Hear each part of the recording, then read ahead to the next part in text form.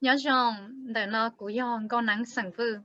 我那周那就改了讲古好上面 talk 老师他做给人给呀，侬那逢周天看你家就改都讲古好上面 talk 呢，比如他被民主做还得啊逢周，你做给人给呀，要你家出席，你家你得好学到能听，听比如他做还得啊看你家，你要谈钱的啥我。muốn thiệt cái ba vấn đề có yêu muốn thiệt cái năng cái dài lo ba có chỉ ta lên là con đi cha yêu thà cho sẽ bố trí nhau cần thiệt cái ba để sáng chụp li thiệt rồi sẽ anh ấy thôn chi cũng nó nói tôi còn cũng thằng này học kia mình chỉ cho này tụ khang thiệt con đi cha có kia mình chỉ cho có tụ khang tại vì phòng chữ có học kia mình chỉ cho có vậy chú xia con nên cái cho tôi cũng được con nó em muốn đâu giờ tôi trả yo thật sao biết cho cái ở lên ninh mong là giờ biết cho cái nó khá hậu hụn để ôi ý tôi tin này giờ nó là nó xia thì có một nó là ý có lù là tôi biết thả thì giờ ý giờ chỉ trắng tôi biết luôn đang tài sĩ nên nó tôi cũng con đi cha cũng mà cũng chỉ mua cái này cái gì đó chỉแต่是กูยออีติดจะว่ากูว่าได้หนูเจ้าด้านmental healthเลยยอเลยรู้ใจเขามอก็มอเกี่ยวกับเสียแต่วันเดียนแต่กูรี自己กูก็ตา PhD เจ้าเกี่ยวเชิงชื่อตัวชาเกี่ยวกับหลัวห้องหมอเขามอคนกันกะลีเกี่ยวใจcó mua mang cho tình hình giờ nhảy thì sự từ nhau trở rõ bất nhiệt sự năng sau đó sự từ đó của cho đến đường đó tàu xa lúc xong đến đó của mua ilu từ xa khó ba cho tình hình nhiệt sử dụng là để tao chỉ còn tao nên gặp lúc xong chỉ của họ là consultant là do one that could king glu công họ hoa autonomous group ba cho sa chỉ cha kể là kể lúa thia cái cái trái chữ phứ cho tôi là lúa cái vấn đề nụ thia cho kia mà li nó cũng tao đây nụ cho tình hình không có con người nhớ cho mẹ tôi hao là tôn để xong thì sai số là cái cái trái chữ phứ cho có mua cái nhân dân cho số thứ mà cũng bọn tao già tiền không nó cũng xả cho tôi thả kia cho biết chọn gì đến cha số số thứ chỉ do cho tôi sẽ tuyên truyền là do cho trình tạo tỏ và mua nâng mua dài là do cho nên tôi cho gì cho sinh chỉ trên đời ý tưởng tin hình và trình tạo tỏ mua cái do sở nên sở dài nó của trong xe tôi thả kia rồi này thiên cho tôi trên chỉ nên nó cái nên thiên phòng trước cú chơi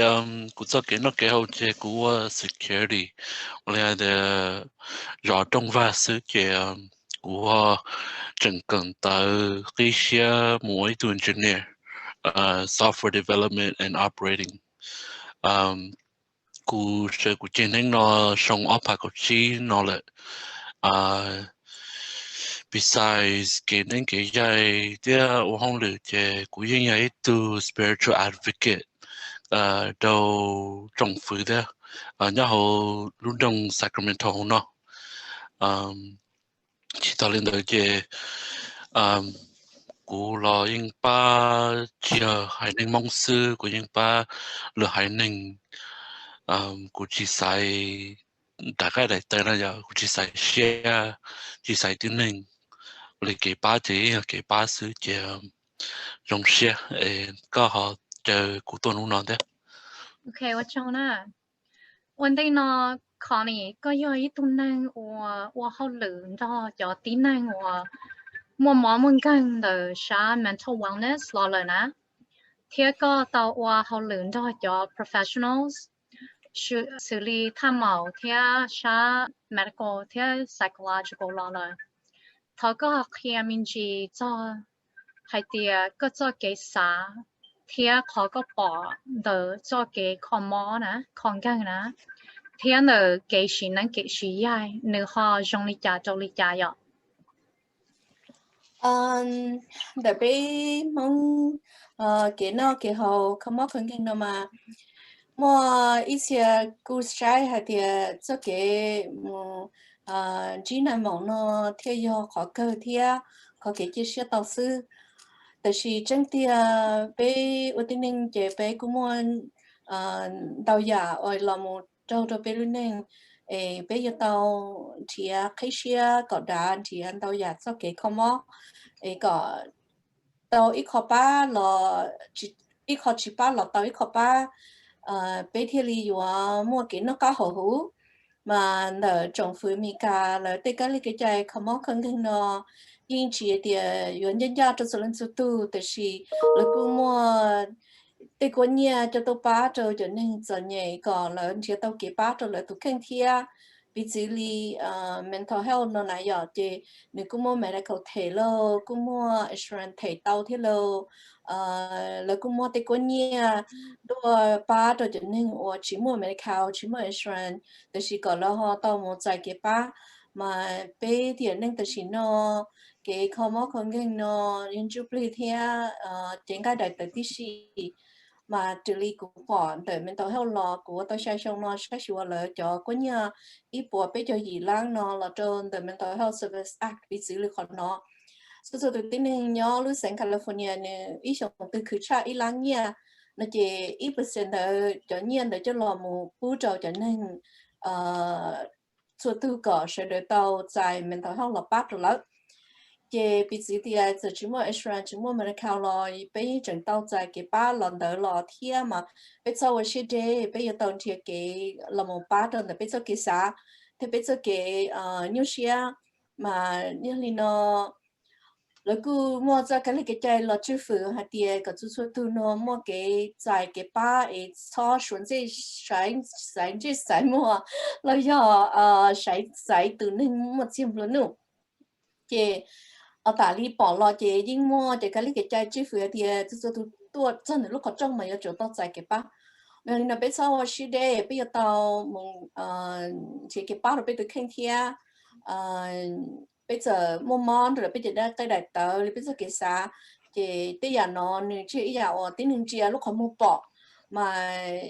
giờ bây giờ bạn cho tụ professional thà cho giờ mò đời giờ bây giờ chỉ bảo bây giờ chỉ thì nó đâu nên mua cái như xia nên bút chỉ cho rồi nên ông bảo số nên nó chỉ cộng tàu nó lên từ cho tiếng Anh chỉ học sinh mua cái gì cho gì chứ bây giờ chỉ một cái hậu làอยู่กูมั่วไว้จะเกี่ยชีเชียหรือเด็กหรือยังอยู่หอต่อมหาลูเชียหรือตัวอย่างอยู่ยอก้าชิโซสาชิโซอยู่ที่นอไปได้เจอมีการนอปวดเล่นสาหัสยังเหมือนต่อเฮามาเดี๋ยวจะเกี่ยขโมยของเงินนอมีการแล้วกูจีมั่วขนอยจะหล่อใช้หัดเดียย่อมั่วหล่อหนึ่งจุบลีเลยย่อนั้นมั่วนั้นแต่สียันเดี๋ยวหัดจะไปมุ่งกิจใจเจนี่กูมั่วเอาไปอย่างเอาไปยังต่อมุ่งจ่อยชัวก่อมั่งbé một kho món con ghen đỡ cái kho món cái đại tàu ta lợi do tiền chỉ rong nó lò bé mở ly một thì cái nên cái dài còn đợi chỉ cho còn đợi bé mua lúc không muốn sách bỏ lợ bé thì lý do tàu một thì lý do cái bát thia cú hắn nó có hay thì có họ lử linh nọ nè sáng nọ nè có bỏ hay thì nếu mua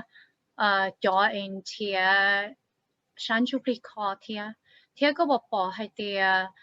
có gì cái năng cái dài thì có gì tham mộ là bác khó nữa trong đó là có bỏ hay thì nếu mua canh rau cú yo thì này màu bá yêu mua canh rau cú yo sáng chụp đi là có bỏ đi chả có bé mình chỉ yo rồi sẽ cần luôn là lúc có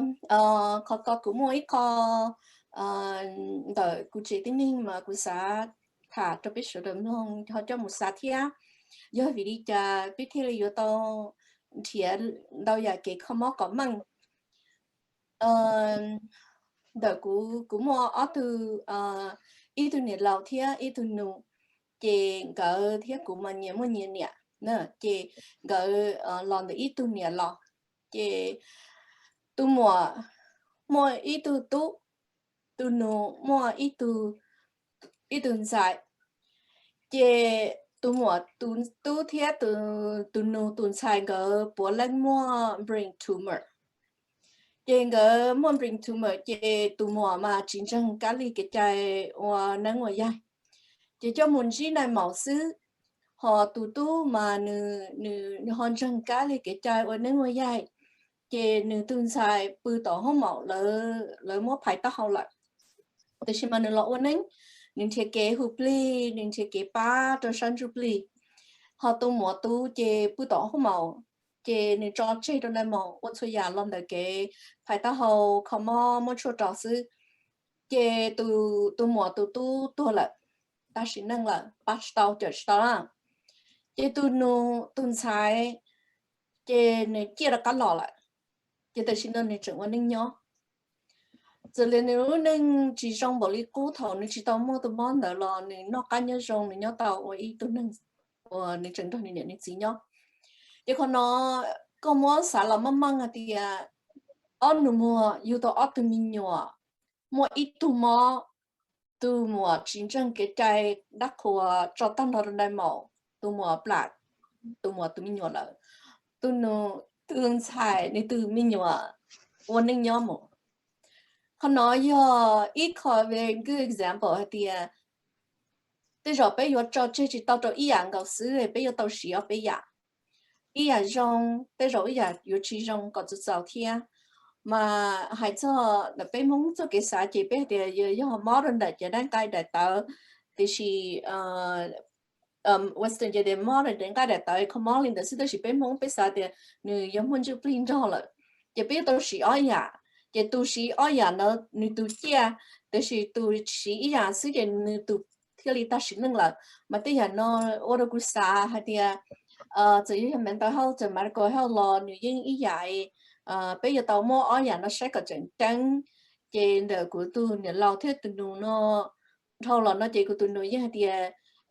do thầu nữ tu mua ở liên nữ hai cái tới rồi nữ tu mua tu mình nhỏ cũng chuyện nhỏ但是tu mua chiến tranh chỉ tu mua mộtวันliên khó xử chỉ nên tu thiết ta xin năng là chỉ tu xia hành mà cũng sao thì có thả đó cho những gì cái tính chất sự đó nó cho nó em mua sai nó thì bây giờ tàu khai xia thì sao có đã giờ thì yêu mua cho những cái đại tờ nè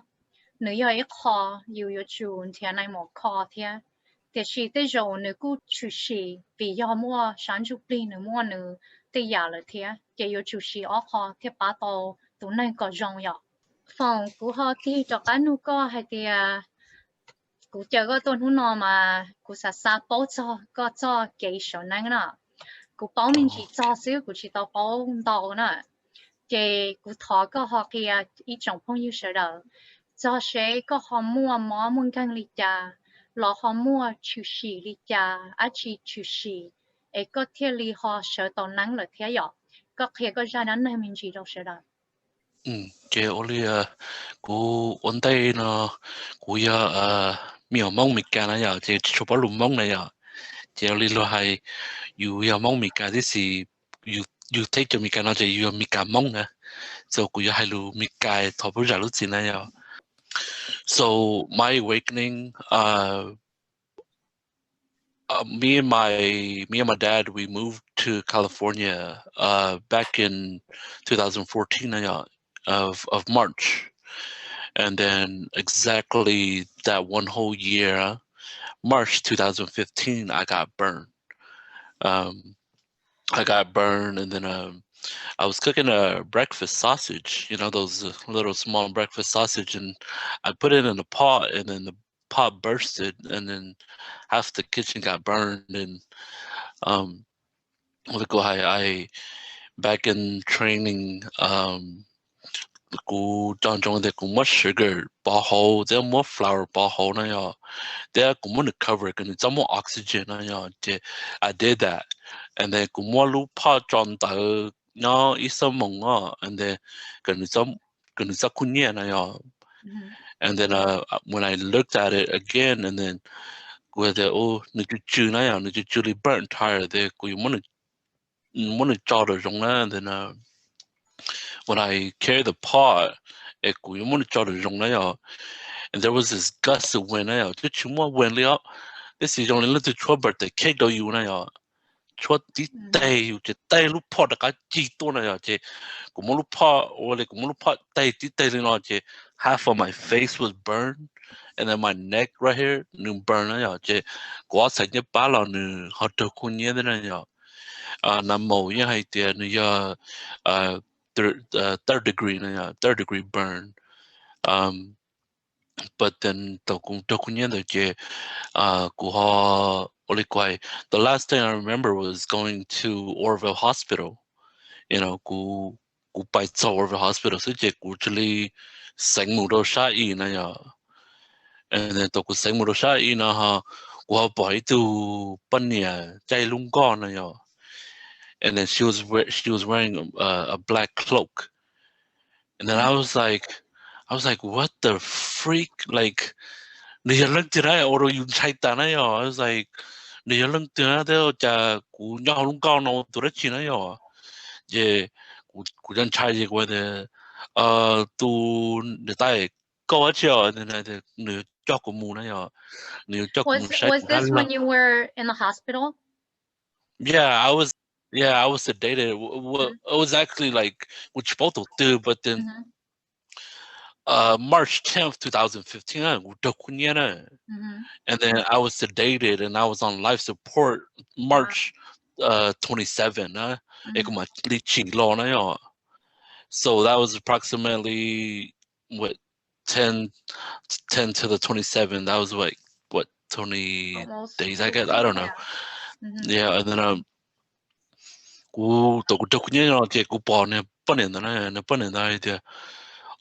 cho có một chiếc là cá là nó nhỏ, cho có một sai có đá lầu tia có bò nó nhỏ, and I was like what the freak, đá lầu chiếc tua nó nhỏ, đá lầu vả lì nó nhỏ, and then I was like nó chiếc tua nó he died back in 2012, and then bò nó nhỏ, bò chiếc passed away 2008 nó nhỏ, and then I was like chả走rồi chứ quay đầu tu này tại thì sao một cái này nhỏ, giờ có chỉ cho một cái của yêu thiên nó nhỏ. And then that lady was like, "Ya có thiệt chứ, có有đại脑那样." And then I was like, "Oh, chỉ sản đại脑都好的，只包括你可对那样." And then I first saw my grandma and I was like, "Oh," and then cô chia có bỏ, and I was like, "No, cái gì cũng bỏ na." And then nữ tuổi chỉ tụi mình nhon na样, and I was like, "Ở cha có một chỉ tụi mình nhon có tuổi na样." And then from awakening for so long, cú an hai đâu quay thì,因为cú ba chỉ tu cú đa, để cú lo để cú cho phâu này à, là chỉ linh này à, so nửa lúc gì à lúc đấy này à, đó có để cú ba cho là ôn chua nó này à, chỉ là chỉ tu. And I was like, oh wow, when I met my uncle, this was all on the spiritual side, and then I awoken back to reality, and then I had my hands hung up like this, and then it's like mochi mosa, it's like they're scraping off the dead skin that was burned off. And then I was sedated, I was sedated, but then I couldn't open my eyes, I couldn't do anything, I couldn't yell, I couldn't cry. My hands was just raised up like this, and then là mua cầu there là mua chốt tua nó, and I was like mochi mama, I was like I can't explain the pain. And then I shot told that I went back to the other side, and then these were episodes, and then which li mu nhau hồng đá tế này nhỏ, and then cũng nhau hồng đá tế, and then I was naked, and then I was naked, and then I was tied to a pole, and then and I was like, what am I doing here? And then I was like, talk a little to baku lo, to baku, saka chito, and then I was sad, I was mad, I was frustrated, and all that. And then only kuai to kunyo that day no I was like, what am I doing here? Ku just to so rolling to this yo ta kunyo no na ya. You know, the things that I saw in there only kuai bia la yen bia chi to ku yo bia chi ta na ya do ka ku pang dau thao na. And I realized that ku sa oi tu ning ole te pay do tin ning na ya. Was always too selfish person or someone who's someone who always think about themselves, you know, because I used to be that kind of person where I didn't care about nobody. I only cared about myself. Yeah, so that day I was naked, you know, I was naked and the kunai that kulamba you know, private spots na ya. And then you saw tola you touch it you saw kola oli there. You saw what a chilo what na ya. Đó khó de chỉ là YouTube kinh tế tiền này YouTube sau rồi chứ cú cú sai nó cú bảo nó là tên nó chỉ cú là thì nó đâu chỉ cú có区别呢呀，只是cú chỉ mua cú路到后拼的东东诶cú嘛少呢呀，这cú哈淘的呢，cú淘的就快点，淘可能就八股啊，淘可能就八股呢呀。แต่จนยอดเจกุชลีปียาเจรู้เนี่ยเต้นแล้วมันนี่จงเลยชาร์กนะยาอยู่กี่นอนนะยาที่สิรู้เนี่ยเต้นแล้วมันชิมัวแล้วชิจงเลยนะยาต่อกูมูกูจะยาเจกูจะลืมบอกเต้นกูนะยาเต้นกูมันยังเต้นนะยาที่สิกูยากูเดี๋ยวว้า我家我这里好难，结婚证呢，结婚证那么都包，这能么来年呢呀？能么来年这你要估，这估我听人家这估个也多，我来的head呢呀，这估拿一路 crown 呢，估到好呢呀，就哦，那今年呢，估到好的是估能拆，不能帮呢呀，这。đã chỉ nhận nhá được lúc chết chỉ cú say nè mua ít họ gold plate nhá được lúc chest mua luôn base giờ này à thì cú de ô chạy dùng lại cú bao tử thì gì cú chỉ bao de nè chỉ cú chỉ là ô dùng nhá thầu có chân là dùng nhá thầu chỉ cú chỉ là cái mua chỉ nói lúc số chỉ là hai đứa cú de cú lo rồi nè chỉ cú de ôi lên từ lo rồi nè chỉ cú chỉ là bỏ nhớ đến đây chỉ trong này lúc tấn thế thì lột cho chơi chỉ nó ít bắt tay xì nó nhở it's a right hand it's a big huge right hand and then I was like what the freak did the cú giá chơi the bắt tay xì nó cú chỉ lúa nữ nè ở đây là chỉ bỏ nó nhở ở đây là nhân tế nó có chỉ bỏ thế thì nhân là nó bắt tay là có chia ra chi nó nhở de nó hai lu mà nó chạy lu li bé hai lu de tận châu á nó hai lu nó lu bá lư này nhở quá nông nữa de có chạy hai lu li cũng là trên hai de giờ là like lu mi cái de if they hear me they will fear me này nhở and then ước thật thà ước biết cho nó de đây là không nó cũng biết tao lăng tư lên này thọ bút ra lúc gì đó cũng thì是nữ cơ hai đó của ai de cái cũng mu đặc cá chế como pa ku cho neng na ya de ko de ku da kamu che ku chi sa da kamu che na ya de ku chi mon neng na ya de za li cha lo to ku da ka lo che je ku pa ho i lu tong va na ya che ku poi sa ke ne ku poi to mi ka de ni ti thai ku na ya ku de o ne ji mo no ne ne sai chi to ku o te ku mo ne tao na ya ne tha ku ku tao ne ya ti si tao cũng muốn tu Mikado nó này nó chỉ Mikado he's more like Middle Eastern cú alo họ châu chili bông này cú alo họ châu chili bông này I was like what the freak like ở cha cú alo họ châu chili bông nữa and then nó chili cha cú sợi trên hai tiệp có gió bay lùa gió bay thì chỉ có chỉ bay nữa quên rồi what cú chỉ tao này then tàu cú chỉ lo cú đã chỉ lo chỉ chủ yếu đa số rồi nè chỉ cú bảo cú này nhân là cú xa chỉ thằng đó chỉ cú đã lo chỉ cú đua cú mua chỉ cú hay cú hay lúc chỉ tàu đó khó để chấm mua lúc told them I couldn't sedate. I was sedated and I was on life support, and then it was pumping my lungs because I was fighting stage 2 pneumonia, and I was fighting bronchitis, and I was fighting hypothermia. I was fighting high blood pressure, high sugar levels, and all that. I was a constant smoker, and I'm still a constant smoker, which I shouldn't be smoking. But tôi đã lo về cụ bảo cụ này thì cụ này lúc bé mình giàu được của thì cụ này bên mua cụ hoa ăn bé này à cụ này mua thì ăn bé các bộ có cái tiêu gì cụ chỉ lịch trả tao thì cụ chỉ bao này à and then cụ bảo cụ chỉ nhận là cụ sai cái tay cụ chỉ có quan này à and I was like wow cha cụ like cụ don't do cụ chỉ quan này à I hate it. I hate to see a grown man cry. And then cụ chỉ có quan gì cụ này thì cụ lấy chỉ tao đa day để lấy chỉ tao nó mua yếu bé lu văn thì nó nhỏ. And then they were always there for me, and I was like, wow. And then cụ có mua chỉ lý lo and I was like, you know, tao cụ nhớ sao their side na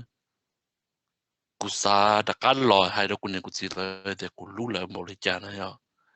cause lấy cho cụ là luôn chết tới nó này but yeah cụ cho cái này cái nó chỉ I awoke in March 27th 2015, and then in May I remember moi tu itu ne tai na ya no chili hot to shaya na ku na ya, and I was like, who'd you hear from, like would you both shaya na ya, you know. And then toku da kalo na ya, and then we had a good idea. When I was on the other side, I needed $30,000, and I was like, you know, how could I get $30,000, you know. And then kupia toku nya sha other side je u sister lo yen pia dia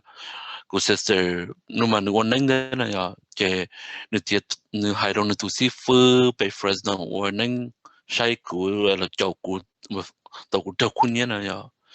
And then when I was on the other side, ku pa ne pan na ya chili jalo because I was jumping island to island na ya. And then more island the other day, and then was that you jump the little island on this is to ne tai na de ka son jump the little island though. Yeah, ka jump na ka ye mu tao this is the dollar je ka dollar chi tao na ya je to ne tai na je to first time ku sister to see her looks exactly like to pan ne lo ku po nyo ho ku sa ke earlier the my journey. But kuchinya to panya kunya I guy ku po na yo, and which it was her husband to hunu na yo. And I was like no pomo kuno ku sa no pomo to husband sa ka kong le sa no na yo da ka kunya na yo. And then my sister was like, how you know that ku to see her new husband sa ka kong? I was like, because I saw him. And then we went to Fresno, and then only cô hay tộc của các lò chế của chế nén nọ chế mỗi tụi chế nén bóng thọ nhau Sacramento nọ nữ là to nén khó của nó nhở. What amazes me that nữ khi tộc của lu giàu nén này nhở lu số nè, and then cô mà cô giờ cho nên chết thì cô hay lu số lu đầu lu thái lu blanc lu tên này nhở. I could speak to a regular person, they can't understand, but they could pick up what I'm saying. Mm-hmm. But starting in May, the actually ba tiếng hình này nhở, I have not rest till now, like shachi shada, you know, every week that. Back then, I would get like 14 people always constantly coming. And then last time, like the video last time, quite there, một tiếng hình mà là disrespect you, là tell you to put nhà, là lò đó you chế, or chế YouTube bự là trông you có trông, là trông you có trai đó, just so that they could see you. And I'm like, you know, cú giờ tiếng hình sao, cú chia lăng tiếng này à. So I've been in hiding for so long now. Chị có họ bé mình chỉ sẽ ý à lý thổ có sai nè có sai tin này là có cho cái ba sợ rồi nè ấy không có con cái nè có bộ anh này có họ bộ trai có họ kho chỉ ya khổng đã chi châu đã chi có họ sai lý trả châu lý trả có họ kho lý trả có họ kia sợ là mình chỉ cho họ nói Yeah. So số thơ của sai chế ở đây của hay của những sai chế để lúc tài đấy tụi tiền khai này nhở. Đó có thể mình rất đau khổ này nhở. I was like I like it pure, but then có được cái nào chế là hay thì chỉ con trà này nhở. And I was like what chỉ con trà của họ xì này nhở. Ở đây biểu này nhở chế要chỉ chế要chỉ bao này nhở. Ở mỗi cái bao loại thì要chỉ bảo đây đó lúc sẽ chỉ kỹ này nhở. So for the past 5 years, only so I understand why Jundu Hall took my hands away. Because if he didn't take my hands away, the we didn't only had the share kukuna. Họ cũng ba nên mà cũng như sai nữa tụi tiếng khai cũng là để ôn nên chạy một sai một chầu là những mù thế này à cái này cái này chỉ là quay Mika people say that it's lucid dreamings that I have or sleep paralysis that I have. You know, it's difficult to call that when I awoke in my gifts, I was always having sleep paralysis, you know. And it was so difficult. And then did you have it before then? No, You didn't have it. I had it once. When and I ran away from home because you own the line out. And then I didn't run away from anywhere. I went to the backyard, and the backyard in North Carolina was a bunch of forests. And then and I was like, I was just frozen. But then what did they look like? And then I was like, what the freak is that? North Carolina, it's an Indian territory, like okay.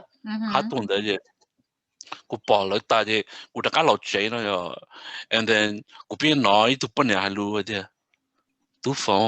Fong sai. I was like, and then and then 4 a.m. in the morning, my dad got crazy, and my dad was like, my dad saw a silver hand shaking my dad's hand. I was like, oh, that's Uncle Ziva. That's my Uncle Ziva.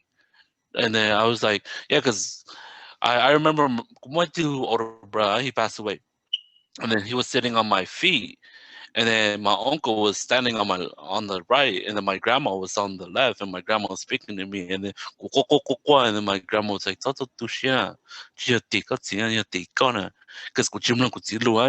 and I kept hearing this voice in the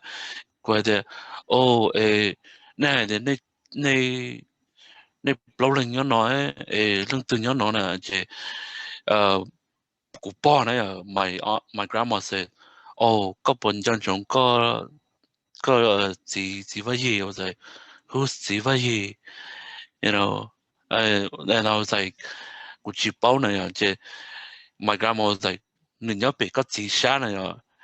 and I was like, oh, they cũng mò sợ lo, they cũng mò một cái chén cũng mò được, à bề có bên đó là thả đó. I was like, you know, not just that too, but it was that adolescent time where you look in your share, the call the one in your like basic on you know, the call the see you picture trong cũng một chỗ linh đi đấy cứ nữa so cũng see basic on you my dad was never there. Cô đã nhưng ô basic home lử cô nhà là cô nhà nhưng ô also home lử tập bé miệng yêu xin nữa chế lúc vào sụp vào thì chế cũng nè bé muốn muốn nói vào bé kể rồi bé chọn nhiều muốn đó rồi you know they bé chỉ don't know sugar bé chỉ don't know chỉ cereal was bé có treat every month đó có thể là chế mình chế cereal rồi but tôi cũng có đồ xong chế I was suicidal. I was really suicidal because I did chỉ muốn to understand cô giờ cú yo đó lăng từ thả lo trong lần số cú này yo. And I was alone, you know, I was alone, I was sad, and I was like, "Do you want to look?" I kept hearing voices saying that, you know, "Do you want to look up, come on, look on and I was like, okay, and then, you know, 同有隻要我面來隻要冇爆破那樣 and I held a 9mm. I held a 9mm and I had a 7-round clip, and then cũng muốn nhảy là cũng blue na樣. And then I was like, it was like at night, and then I I basically clocked it, and then cũng nhảy dojo na樣. No bullets came out. And I was like, why? And then don't y'all go outside because I was so mad. I just shot up in the air, and then I was like, you know, when y'all to look there, all the bases on you, families on you, so you to king yeah. So were you so just feeling depressed and just hopeless during that time? Yeah. I mean, I was working at KFC. I started working when I was 15 at KFC, but I was still like, I was just so depressed, so stressed, so like, I had like so much anxiety. Not just a 9mm, but one of my buddies, Tony, he had a 48 revolver ammo, and there was 8 to the chamber. So the revolver is not my like cowboy gun, and more so I didn't want to click, and then 4 times. No bullets came out, and I was like, "What the freak?" Like, this was like when I was 16 and 17, and then that's when I started going to church. And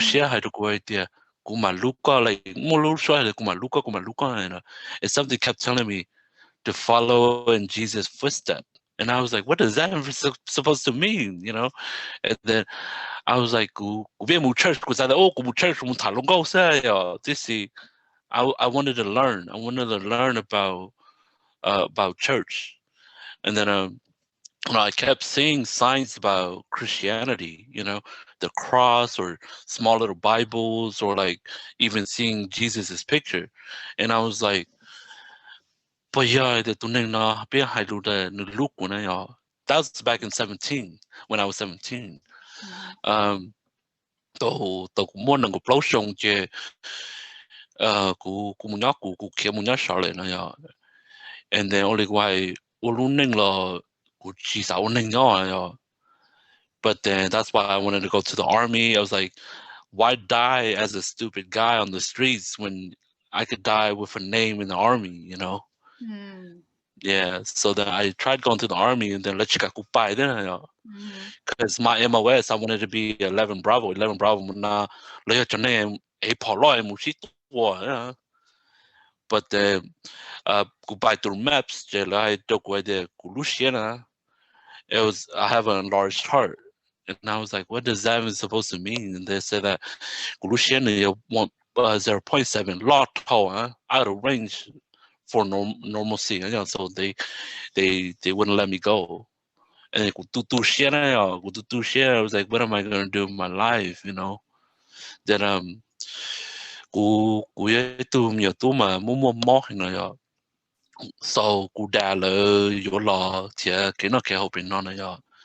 so 2014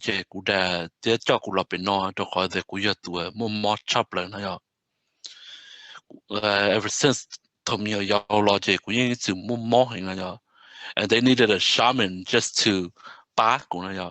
That's why like not sure heaven I don't understand the Unitarian Church not sure heaven but the you know,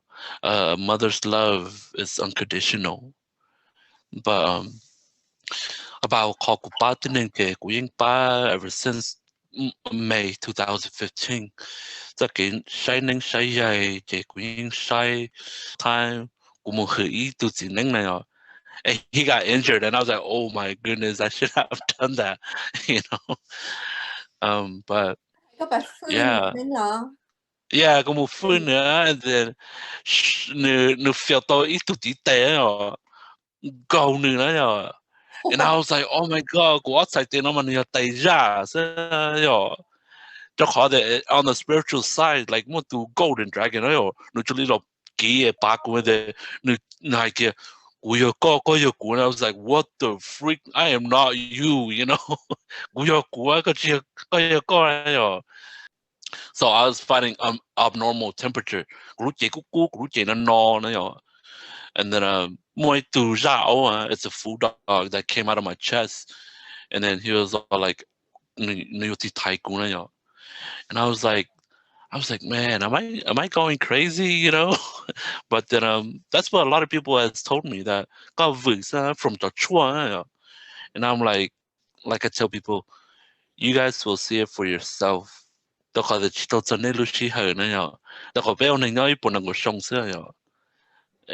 Everybody will see it for themselves. Lý So chưa nữa how có do bộ you chỉ biết cho lý ta thế là có chỉ xả trả luôn đấy. Hay tao cũng đã lo cho ham lo. Họ lúc xí họ có họ thì lời chị có thể có xí chua. Giờ chua cho có xí nó giờ có xí lì à dân chua chỉ thế là có nó chua này màu xứ. Oh, chỉ not chua na mo yo. Đó có the when I got out from the hospital, they gave me narcotics. So Oh, pain medicine. yeah. So what they gave me was oxycontin, they're oxycodone, and these milligrams was pretty high. It was like 75 milligrams or 180, and I was like, no, I'm not taking it. Don't call that. You told but the after effect, you The side and effect. also Lúc xí họ có sự xua bỏ tua có lên đó có bỏ được cái này có chỉ lợi bỏ một nâng ba có là bỏ cho có một rồi tầm mình tao hao mình chỉ cái ba rồi có chỉ kia no. có chỉ lợi đi. 지키고 내고 지를 거대 더 남아고 오면 라이나야. So I was never really home. I was never really home to 거대. Home didn't, yeah, home didn't feel like home because it was like, you lúc chạy so some mới lo cho nên nó hầu you va you chạy chỉ lu you chết chỉ nhớ được you're still lonely, you chẳng depressed na ya. Chỉ có mua rồi có nó chỉ có bộ mua recommendation chỉ tôi cho tại vì nó như chúng ta tỏ feeling lý có feel con à what can they do? So recently, there's been a lot of people that who go there, a lot of basically it's called withdrawal syndrome. Because I used to be a spiritual advocate for Enlo Hospital, not Chico, then I used to build mental health behavioral with all this spirituality. There's a lot of people that they have withdrawal syndrome, like they just want to stay in their bubble, like or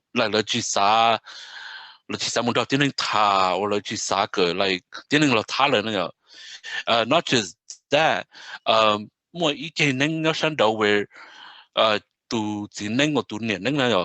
they change. They call it to that no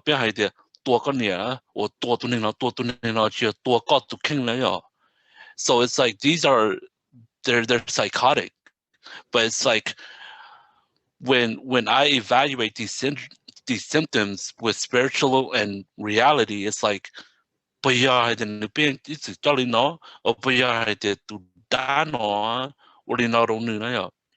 so I've met people personally in my journey. I've met people that try to so experience where they stab their mom and then they stab themselves in the neck, or they shoot themselves. Like as of right now, where a lot of people are hanging themselves. Why? They call it just symptoms. And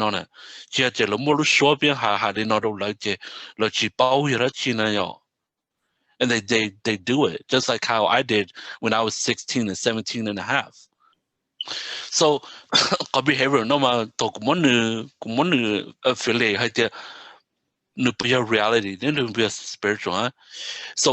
I've read in the Bible saying that there used to be fallen angels. Nó so the fallen angels nó mà giờ là chút bóng là mua đồ cái từ là nó ở chị cho nên ổn tay bé này cho chỉ nên nhận nên ở cho đau cho tiếng nên ở chút tuổi là thất chết tao nó mỗi khi là hay thì heaven is infinity but heaven doesn't accept everybody no even hell no but what happened to these spirits or what happened to these souls that they can't go nowhere là nhau luôn chết tay nó and then lo thay you they lo sa shi you chế nó so it's like you ba bật tàu là you yes you 已經ba到呢都考的我那個你有冇在給ba but 樣的都定定了吧如果有在給ba呢呀you know mỗi khó experience before where ít khu net you know thấu mà là chỉ lúa ya this is all of a sudden tụi chị actually become really really abusive you know it's like what is the cause of that you know cho có là chứ một xin cái ta là chỉ lúc bữa thì tụi chị nữa nếu muốn nên là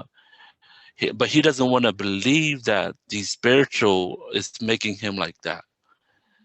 so thầu lên tới chị lúc nên buồn chung này đâu khó để ít khó của biệt đâu nè nè mong tay cánh cử nó mà nếu muốn nên có cả cờ này nên có cả cờ lần từ you know she's coming back nếu有我这个路能半钟去打领导，我一上做苦日子忙那边许多last year a couple years ago了许多被Shasta了许多 Oklahoma only had what are these symptoms coming from you know because it's spiritual đó là了边哪路些只要那路不好了路些呢就literally我就我有给 it's because these spirits they don't want you to 特天母都do they want you to go against God's commandment you know God's first commandment is thou shalt not kill even though you kill yourself you're killing something so yeah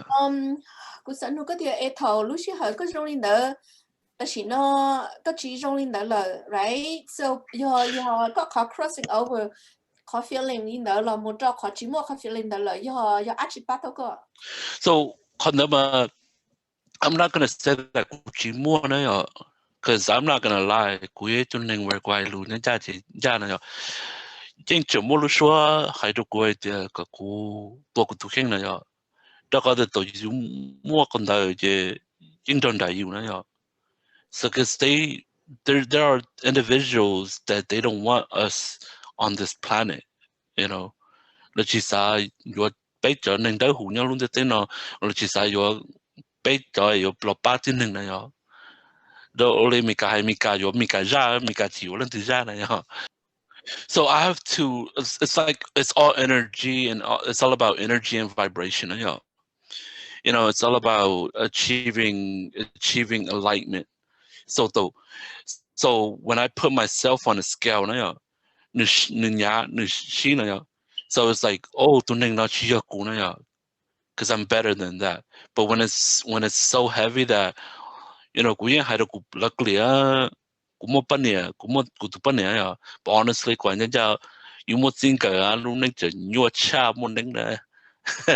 yeah I'm not gonna lie that's why let joy nó不被这种咯，摸你拉你腰this is that she nó này bên nhau sao mà where you chỉ muốn拉你腰呢，you 心到是呢，yeah，都可以bên nhau thích vào mình bên chỉ vào mình but it's about realigning yourself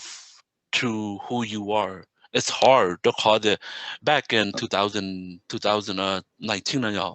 我哋被chỉ là nhau sai nó nhưng mà lúc xoay được過嘅。có nhau ở California nữa có nhau lúc rồi nữa có chỉ một niệm một gì có chỉ một cứ một tí có chỉ một phong như này có tụ khen là đặc cả là chế này yo. And I was like, what the freak? You know, lúc xuống nó như hai chân này yo. I was speaking the truth because của family là tụ nhớ North Carolina yo. Của chỉ mới tụ phong người nhau California no. Một của bên nhà, thế của tụ sisters này yo. But của sister nó chúng muốn lúc nâng là chỉ cho của bên nhà sư, chỉ của bên nhà ở một tay mình này yo. So I was like, you know, giờ của tua chỉ của tua của tụ khen này yo. So của sao tua của tụ khen của chỉ sai đặc cả một đá tay này yo. So how do I escape? I couldn't escape. I just had to mellow myself and align with the king. It's hard. It's really hard to call that.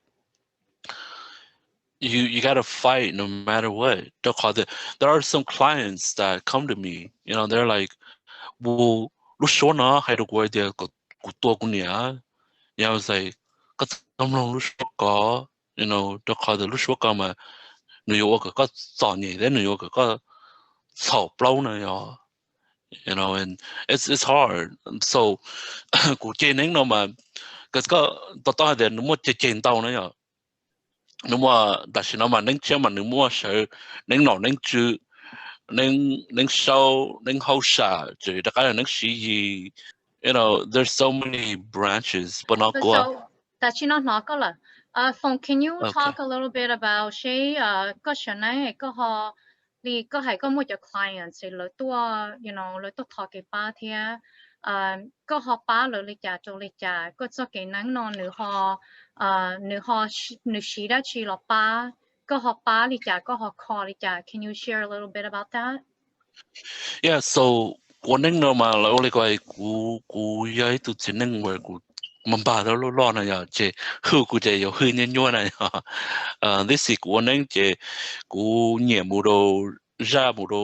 cú nè về của rầu lúc trong chế của năng sử dụng này à năng chế chế của những hoa this is năng chế mà sớm mai non chế là sử trong năng này à this is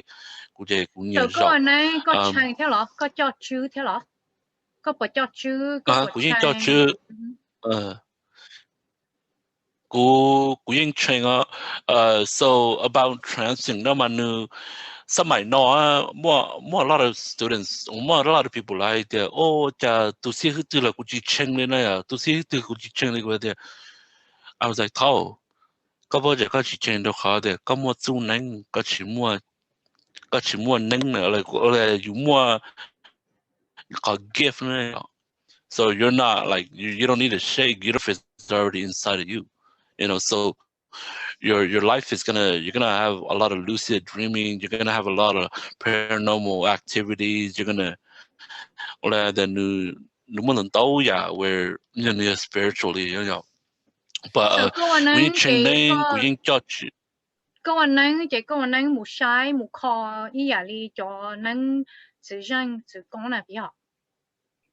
Cái mù waterly cho cái cũng này rồi. Because back then I used to think that cái nên cái nó chỉ mua này rồi. Bây giờ bỏ tuổi ta thì chỉ mua. This is ở nhà họ lo trâu cũ rồi đấy. Đây là lúc còn châu lo trâu. This is so có chỉ mua sư phụ rồi có mua sư phụ nè. Có chỉ lịch sử. Tổ cũng mù nó sân đôi dân này rồi. Chế ba đại sĩ này à,你係對佢哋，嗰陣有時候呢呀，都佢哋嗰佢有嗰度偷能呢呀 ，basically he is my father，我哋覺得係佢全部年呢呀，咁乜錢咁高先至，he told me listen to me I will come soon呢呀，即係係領導這個嘅，佢呢努當呢呀，佢呢努當呢先呢呀，即係係對佢哋 I will come soon。即係嘅，個來個處仲差唔多呢又，不但我全部關人家，我全部是去古年，即係個字了，即係個拋了，來走到是去冇你家了，碌計字多呢又，即係個喺度個年個字來嘅，你啊，你走走碌計呢，你走就你走路邊嘢呢又，碌Sawv呢又，誒使不使呢又。即係唔知道呢度年先去一邊Oklahoma即係你真走咧那樣，呢時但係你可冇仔咧那樣， ô lên nữ xia là nó nhở cho nên trở là nữ lu nhiên là chỉ sợ đó có thể béo này nhở lúc cái it's the beginning it's like a seed đá là nhiên nâng là nhiên ô lên để đu là nhiên nó nhở so yeah the lawyer judge no matter what better than you know but then it's yeah the judge to lu coin it's hard to call it that got you that more that's why you don't touch silver it's like a werewolf or a vampire they can't touch silver so hậu quả nhá nhá thì cũng chỉ muốn hư tại cái này cái nó cái yên nhá hay thì cũng cho con là mù or là teach cũng này you know there is this individual or là cũng hay béo này nhá dùng một chỗ sử dụng này lấy多了有support的有包某人家有更某人家那样，这去打领导了有么在早就多有还是有去睇不到有我不到那样。I've been through all that for 5 years, you know, and that's why I'm in hiding. 都好的，只要打赔啊，要顶能赔呢 ，you know. So that's why 古德么叫了啥的，只要都谁能是打了打谁那样。You know, there are. I'm not a religious person. I don't base my belief on religion. It's the fact of your relationship. You know, a relationship. We are but that's just a title. But God is always go to na. Ấy có bắt đầu xã hay thì có tới ba cho đến như thì mình tao học lại có bắt đầu chỉ mình tao học professional thì là bắt đầu có. Yeah, I went to a workshop. I went to they invited me to a workshop down in Butte, and then after that workshop, they invited me to Crescent City. Crescent City, Crescent City, mental health workers, social workers, and then honestly, it's like we learn from each other. Because I told them I tell them about my symptoms, about how I was post-traumatic, where I was suicidal, I was all that, you know.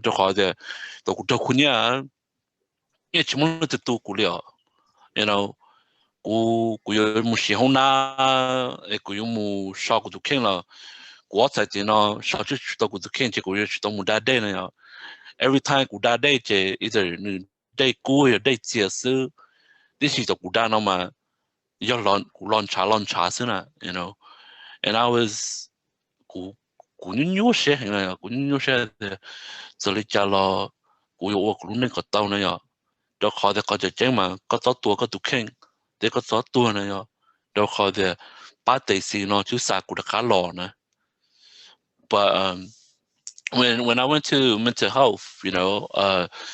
I was encouraged. I got help, you know. I needed help, not physically, not about my walking ways, but my psychological side. Some of the you know professionals would be like, oh, you know, since you can't sleep, is that maybe it's because you can't sleep? It's like, no, I can't sleep, you know, and I know, like I already know my symptoms, but you guys are just gonna give me medicine, and I was like, I don't need medicine. They call that oxycodone like just you know, and then I needed a friend to talk to. I needed someone to understand me, you know. Đó có thể một cái tụi mình là chỉ understand chỉ là oh có tới giờ có bứt tới có năm tuổi có tới vừa vừa đi nó này, bắt đầu cũng đó tới cho nên một năng lực cũng thả này, là họ tổ tàu này, ở đây cũng một cái nhau xíu này nó, cũng tụt chỉ nó nên lên nó, cũng tụt bận nó nên cho lên nó, you know. It's like when I talk to spiritual people like me, I can help them and we can help each other, but in reality, it's like I really gotta like I really want the medicinal area to improve about spirituality. Cái này có chỉ là học phần chuyện nâng chế gia bác có thì chả theo là của bác tao có. cũng nè cũng chỉ lấy chế độ ít tu chỉ nên mong thọ này hả nữ tổ cũng tự lo cho nữ nữ ba một sai cũng tây trên nên chế nếu bỏ tay thì cũng muốn nên thế thì quan gia nếu ba mươi tuổi của hả nữ ba mươi tuổi của đó khó giờ béo này nhá being being a student you could surpass a master okay so the got to see who nữ game bộ lịch lo có yêu to student này nhá you could surpass got to see who nè đó khó giờ có mấy nhà chơi rộng sang này nhá yeah cũng khó tụi bay học cũng khó tiếng nhưng mà ông lấy quay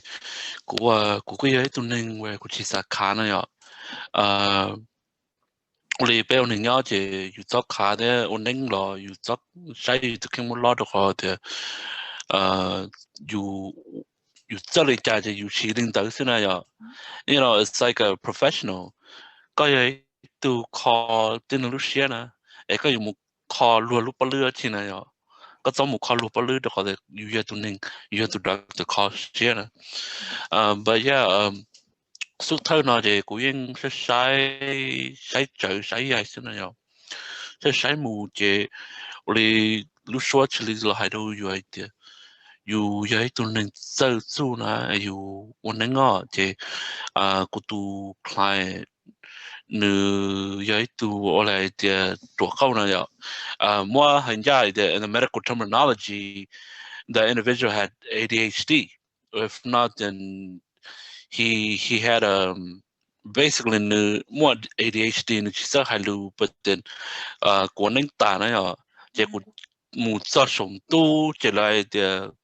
จีวันเนี่ยกูเดียวไว้จีวันเนี่ย what is that even supposed to mean and then ไปเจ้ากูหอมูให้ปล้องตู้ส่งนะอ่ะเจ้ากูเดียวมัวรู้ชอนอเราหลงเราดูตู้นอเจ้า I was 我大这个木家呢拢被切了呢，我还得哦被么在面子都好的，我哩那你去后生呢呀这，我给恁这有去包like you don't know the directions, they're gonna pinpoint you. You just do what they tell you. You know that's like most of the times. So I went over there and then to tunda right now nu tsak hailu nu chimo ADHD and all that. I was like, wow, I'm freaking amazed. Like it's like, did I heal this person? You know? But then my second client only know sashin cha period. Okay. Sashin cha period but I tried. So I did human blood or animal blood? My own blood. Yeah, my own blood. And then okay.กูtalk on it. Muốn draw này yeah, and then they were like, kalau lu idea dapoter này. I was like, what the frick is dapoter? You know, and then there was like, this is the new level of dapoter. I was like, what? And then and I was really scared that night. Which by the but check my like but check to Nick like like lần khi mỏ trang hay thì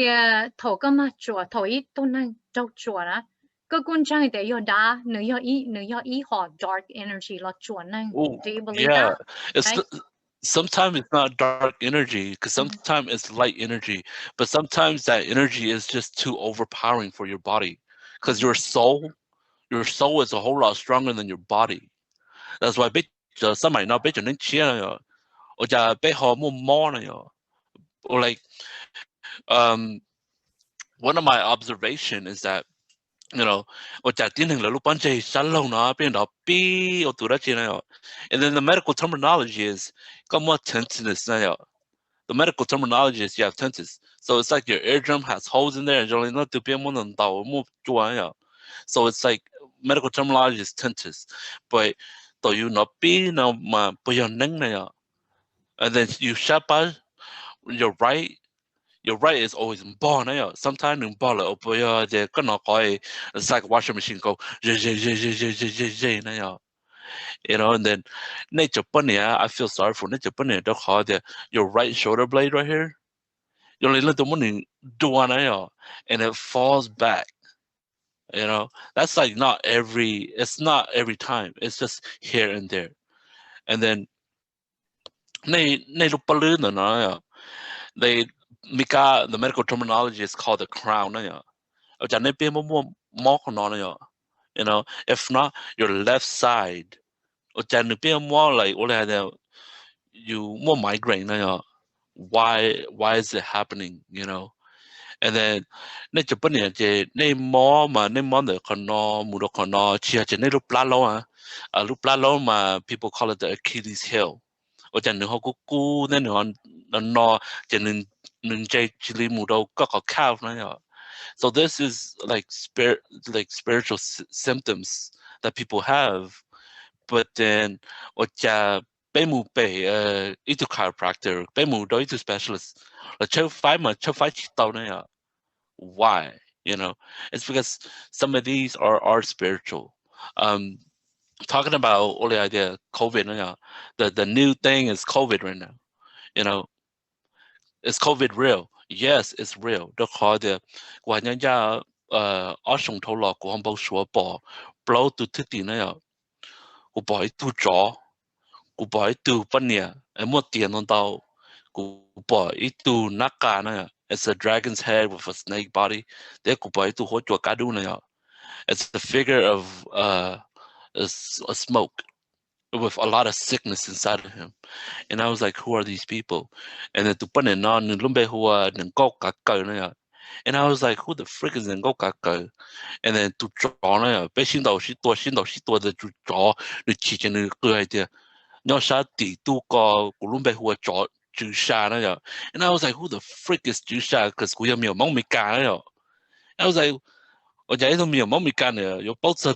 that here because I pay no mind, I pay no attention to anything. And then to knock on my church don't want to home up, which is kind of scary. But to what your God no money law. So I was like, that's corona, So what side there it's okay call call mà của chỉ xã tờ này của chỉ xã tờ số đó có thể tin này có hay tiệt tụi nó mà nữ vững thế này. But I realized that when Jesus came down, Jesus told everybody that he was God's son. Everybody thought that he was crazy. Everybody didn't believe in him. But then I realized that I should come out. I should come out and speak. And I'm so thankful that more spark that trigger inside of me, and I'm starting to burn, and then and only mà chỉ bao đã chiến đấu đã chỉ chơi đã chiến đấu thì họ cũng bao cũng có bia họ cũng chơi cũng có kia nữa chỉ là ổn định nó hay đó chị hay chơi耶稣的跟真话指开了我哋估係vật chủ na mà những mua nè sử dụng na những mua nè dùng用những mua nè this is one day bay tu na nè người giờ lúc gì nè người giờ lúc học bầu nè so cái sai trong này tung tông nè one day mua tung tông nè nó mua lúc gì á cho nên yêu hạ toa và cho roots nè cho roots nè mà cho chú lão one day bay rồi nè bay chỉ bỏ rồi đó có thể là nhau học cá nè chỉ bay chỉ bỏ rồi this is là order to cha order to stem nè it holds everything. So it has to be a highway. Chỉ bay mà bay cho branch nè so only là cho lâu hay lúc chỉ bông đấy là tung tông nè so we don't fall far from the tree.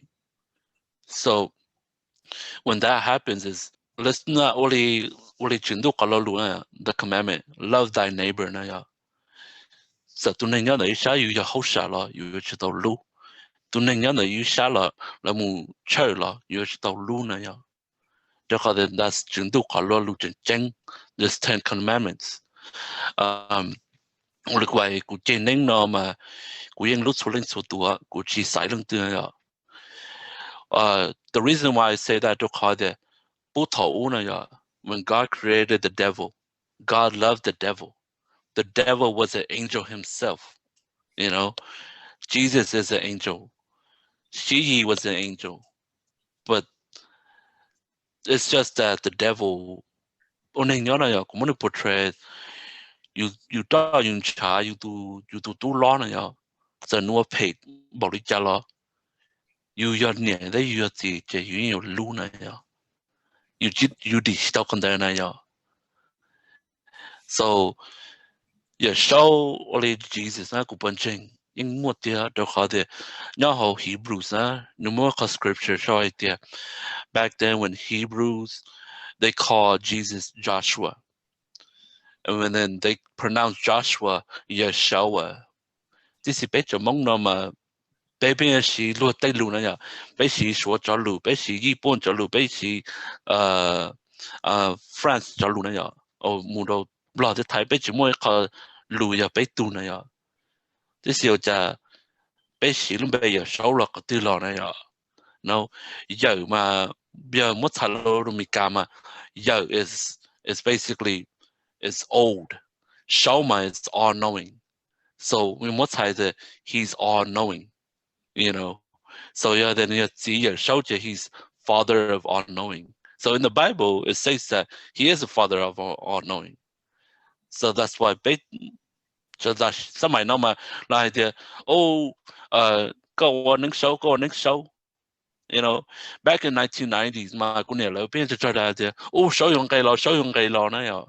Well, show yung ngày là到真係時候，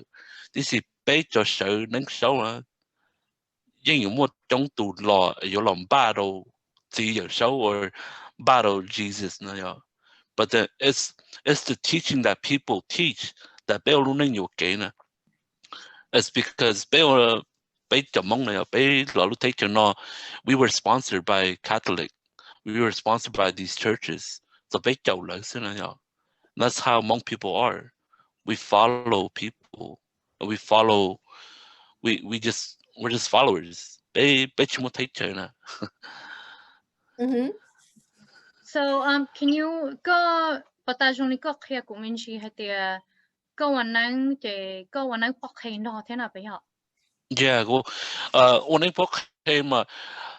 didn't know what it was.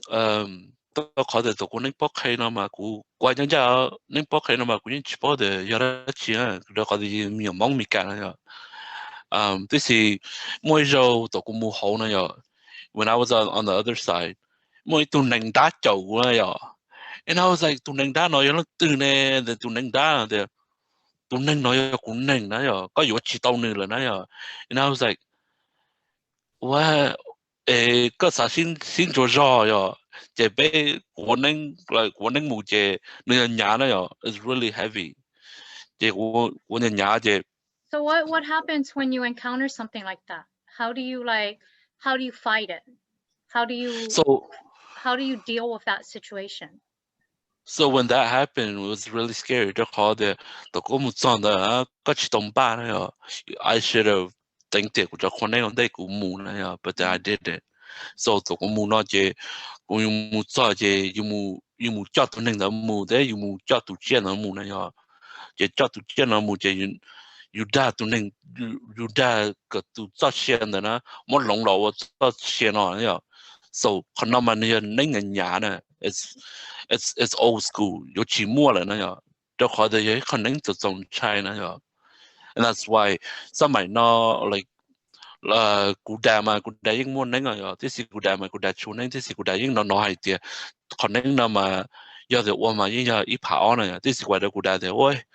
ôn nấy, yêu chỉ tao đâu hùa, đâu khỏi thì những cái giờ tin chỉ ăn tu chỉ lo nữa rồi, cho coi thì when I countered to neng đá nó mà it got mad at me, and the patient was wrong, so I was always going plus twice. I was like, I understand why people are doing plus 20 now because they're fighting, they're yelling at each other, Then I was like, I was jumping, I was it was weird, and So how did I you countered. did you win? Yeah, I won, and that old lady stayed, and she's still living. Oh, that's good. Yeah, đó có tu nè tai lo á nè tu nè tai lo nè pu ham mo pe lu li á. And then she was Mika that she was bedridden. Lo nu tu chupli chikash nu tu chupli chikash da ka lo li na ya. And then pu ham mo pe lu li, and then I was like, oh ku sai trời on dai je quai lo la, oh yo chi tao nei pa kai mu cha nu lo na ya. This is only pocket no man, you to tomu galu talk, don't galu talk, you John Dalu, John Dow or call to charming or to chop play the who play like so much steps on a pocket. That's why it's really, really heavy. So it's just like a cardiologist, it's like a it's a cardio surgeon. When they go here, you got to go through dialysis, you got to go through charts, you got to go through all the operating, like all that. When they go operating, But honestly, I tested the waters and I skipped some steps, and that was my fault. But like I chạy tàu tụi này tay nó lo rồi, chạy tụi này tay nó chỉ nhau về Wisconsin, chạy ở đây này, nếu như là lâu đấy, tôi có thể cũng chạy nên chạy nếu mua tụ tụ chạy nên chạy nếu mua cho lấy gì chỗ bé 83. Right now she's like about 87. Yeah, Good. I'm happy. I'm happy. Yeah. Yeah, I'm happy. Okay, so cún nu nè hay tiề cho kỹ năng kỹ dài tiền năng gọi nó nè, trong này nửa lòng đào hàng rồi nè, nếu bỏ li nó thiên đời nếu cho kỹ xa nè, yêu vì lý cho kỹ năng kỹ dài nửa họ lòng đào cho tiền năng gọi nó. Just give your input about how you feel about that. Cú ta cho sa cái khăm mò vì thì nếu mình tuần đầu giờ khăm mò cái nó cái hậu cái vấn năng là những lòng ta là một chén thì nếu lúc năng sợ lúc năng giả ta là chỉ đầu giờ nhau lúc đi tên nó nếu tàu lòng trời chạy chạy nhung đợi mồ chỉ cho linh nó cam mốc kiến kiến lò ní giống mua cam mốc kiến kiến một trời lên tờ ý giả li ní chỗ nâng được lò ní mua tàu giả nâng lỏng ta hạt thia vì thì luôn tu lỏng kéo nó họ kéo nâng lọt lỏng cái mốc kiến kiến lỏng là tụ chi rồi là kho là chi phải tết cam mốc kiến kiến đỡ lỏng lại cái tại tên là mẫu tê professional là cho cái research cái cam mốc kiến kiến là yên lỏng ta li là luôn tu ta chỉ nó biết bỏ lưng cho cá là một sai cho cá mò kiện cái the centralization cái tự chỉ chẳng chẳng đua li tao là base ít chỉ sai lọt thiệt chỉ cho khẩu nó cái hào là cứ yêu lòng lần tàu giả vì tính năng suy chỉ lo tàu hàng cái như là chỉ tàu mua cái món măng cái tàu giả chị họ cho có mò cho sáng cái tớ chị nương lòng trời lúc chơi lúc nhung trộn trời lúc tết lúc chờ lòng trời lúc nâng do cái nó cái hậu cái vấn đề technology lo nương lòng cái nương mua chim luôn nương giỏi nhẹ quân cho lòng nương bộ lăng lòng ta chơi giả chị của sa tia đầu tư nương phòng chứ nó nương có experience na do tia nương chỉ sa lịch cha Google encourage they got give yourself a chance to try mental health here. Chúng ta lên đó là có tới rồi này tới chỉ là yếu tố sĩ cái không có con kinh đó cái cái trang chụp lịch here. Nếu muốn cho chú trọng ta chỉ mà yếu tố sĩ là một bát cho sự đời không có khẩu chế, yeah. Cái cú sáng đó cũng mà cú sáng thì nó là tên lão yên ít sự hài mong trở nên cho sao cho bảo cho也sao bảo cho nên tận đây luôn nên nhặt tan lọ thì tiền nên tới xin nó ní mua nên đây là nhớ tỷ số tê nhớ tiền lót tê nhớ tê chờ tiểu yên mua là ta xin nó ní mua tàu dạng gì thế ta xin nó chưa ít khó chia thì biết chỉ tàu nọ đùa bên này ta biết chỉ là những thật thà những hài là bên nó những bảo tiền mua ta xin trong chỉ tao thì bố mất chân tia vì tia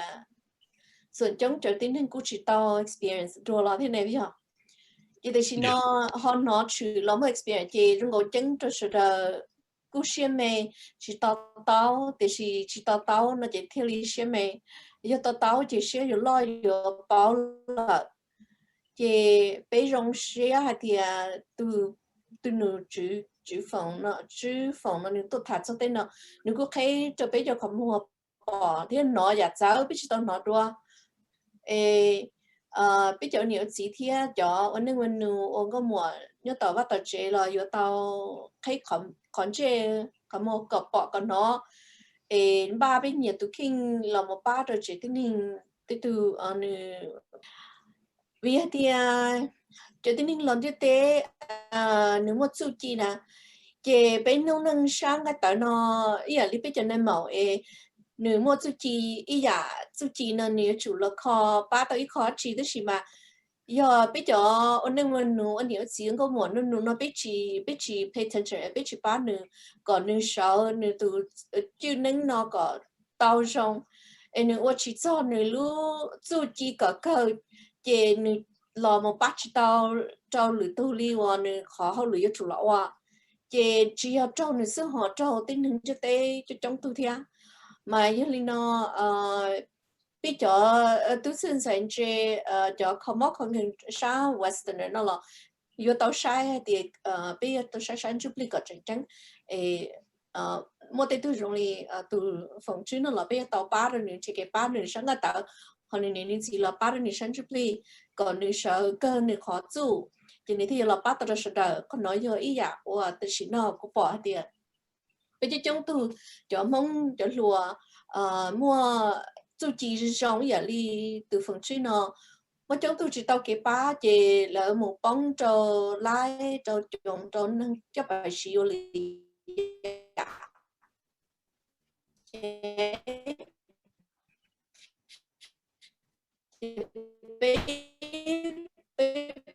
là cho họ nâng tình đó là một cái giải muốn nữa thế mà biết cho nên kiểu như hay tự nó đi sơn đâu giả lò như vậy lúc trên những vấn đề tế còn lên sai tiếp phụ hay tiền mất tiền gì cho có cái không mất cần tiền nữa muốn đâu giả mà nó cũng đọc từ nên kho chúng mất cái kho là yêu tôi sai một trăm chục lì mà cũng tiền xã to tiền sẽ trong nó giờ ít kho trong mà từ nông nó chỉ xả chạy nữa tốt thà khi đó bé bỏ thì mua tay giả trong nó có cái experience cũng một số cái lúc có cái cầu thia và thì giờ tận đây nó nếu một số cái rồi có một chiếc tàu xí cứ là ba rồi có thia có trời chừng ta tỏ có cho cái ba là có nếu mua cho cái giờ một chiếc cái ba nữa con yeah only cũng cho cái bao năm mà thì nhiều biết cho ra chụp lịch chế biết chỉ ta này thì only mình cả hai trong ở trên này lấy hai tia in my calendar luôn sẽ tên này chỗ cái này hai nhân gia đồ nêu này chỉ bao tia lúc sẽ tên này chỉ cái này chúng tôi những chỉ và sẽ tên là tới nếu nếu chỉ tuần nên này this is cho nhà riêng một lòng bây giờ nhỏ bây giờ hai nên mong bây giờ thấy chuyện mình cả nó mua gì tàu chỗ sông tại giờ in đan nên là bây bụi bùn năng sông chỉ sao mà nó chỉ nên chia chỉ những sự trong tụi này有别的在手呢嘛，因很人家种内来用切了古包诶，的在用对了有手，在用呢路上呢，我用摸种内个内包内包，的内行也叫了啥，你要送2000的，不到2000200720022009 2009 2092。để giả tuần tây nó bây giờ nhân gia đâu nè thì nếu mới chân nhung là yêu đại cá lò chọt thì nè nếu sống ở trên nó có o nè nếu chọ sống nó nếu từ sinh trình rồi từ chọ nó mà nếu nhau hành nó giờ chỉ cần này cho nhiều gì nó bị chế này sai này cho tu chân sai cho rong hay tiệt từ nên nó nữ chỉ lấy vượt câu nữ chỉ lấy hai lù tận đây đặc ca ở đây nữ cho tự này rồi trong lấy lúc sao tông xe hơi chỉ taoอยู่này rồiอยู่cho tao xe hơi này rồi đó khó thì trong lấy lúc sao tông trong lấy lúc iPhone bây giờ đâu lúc iPhone XS này rồi nên cô là mua nhà không nên chia chỉ mua nên chia nếu muốn đâu ra là lo ở đây bây giờ nhớอยู่cho khai thìอยู่bao cha bây giờ kiểu nên nó người là đầu ít tu chữ sư người đó lúc gì giờ dùng để pay lo ở đây cũng hay cho một xí luôn cho một tháng luôn này đâu khỏi thì hành gia gia đâu này bao thì chỉ tỷ tu neng yêu sa dùng bao nhiêu nhá mà yêu sa thì yêu dùng đâu luôn thì gì yêu pay đâu đấy này我哋了解我看战争时，在于啥的有战争呢？龙都莫和莫报，古老龙的对呢，只老我不能够一只老我打起了那样，我讲中真都看了路海的，古老8点零时，就可能要考公车，古老8点零，个点零到海的，龙都晒零了呢，就有我用。đây cái như thế thì có những nơi này ít bảo có những nơi này chỉ thế cho我领导我哋搞了路海的the rewards you do 做法做弄的对呢有经验的有法做的 rewards 那程度呢得差呢要 Yeah, you're right. Họ có họ chẳng chán phòng. Yeah, đó khó de như thế yeah bù nát đi this is我就对起呢呀，我冇少我好叻干呢呀，但是我最好得到一点，我感觉到都能想到难呢。I finally understand what old people say. Put clothes on the dead person. I was dead. I was naked, you know. But And like in I your say, situation coming back, có bỏ hay thì you just share họ chẳng chẳng chana. You yeah, có thể một lúc share ba lượt tu na. Vì hay thì thầu in your situation, có một nhiều một tiền bảo là cả it's not going to help you. Có just share họ chẳng chẳng chana là na. And so you're very fortunate. When I was when I was on the other side, only brought my emotions and my memories, right, and my knowledge, you know. Neeb sa tao hay thì mua cho năng và lần thiệt cái ba cho sáng chụp li và những nhua hàng lần thiệt chỉ tao thế Neeb sa hay thì mua lúc chuyện gì li cha ba cho lỡ còn lỡ theo linh thiệt tao cái ba li sẽ sa thế cứ sa thì tại vì cũng nó họ mong ra lưu rõ thì cho nên chỉ cái tiếng chat cho nên tu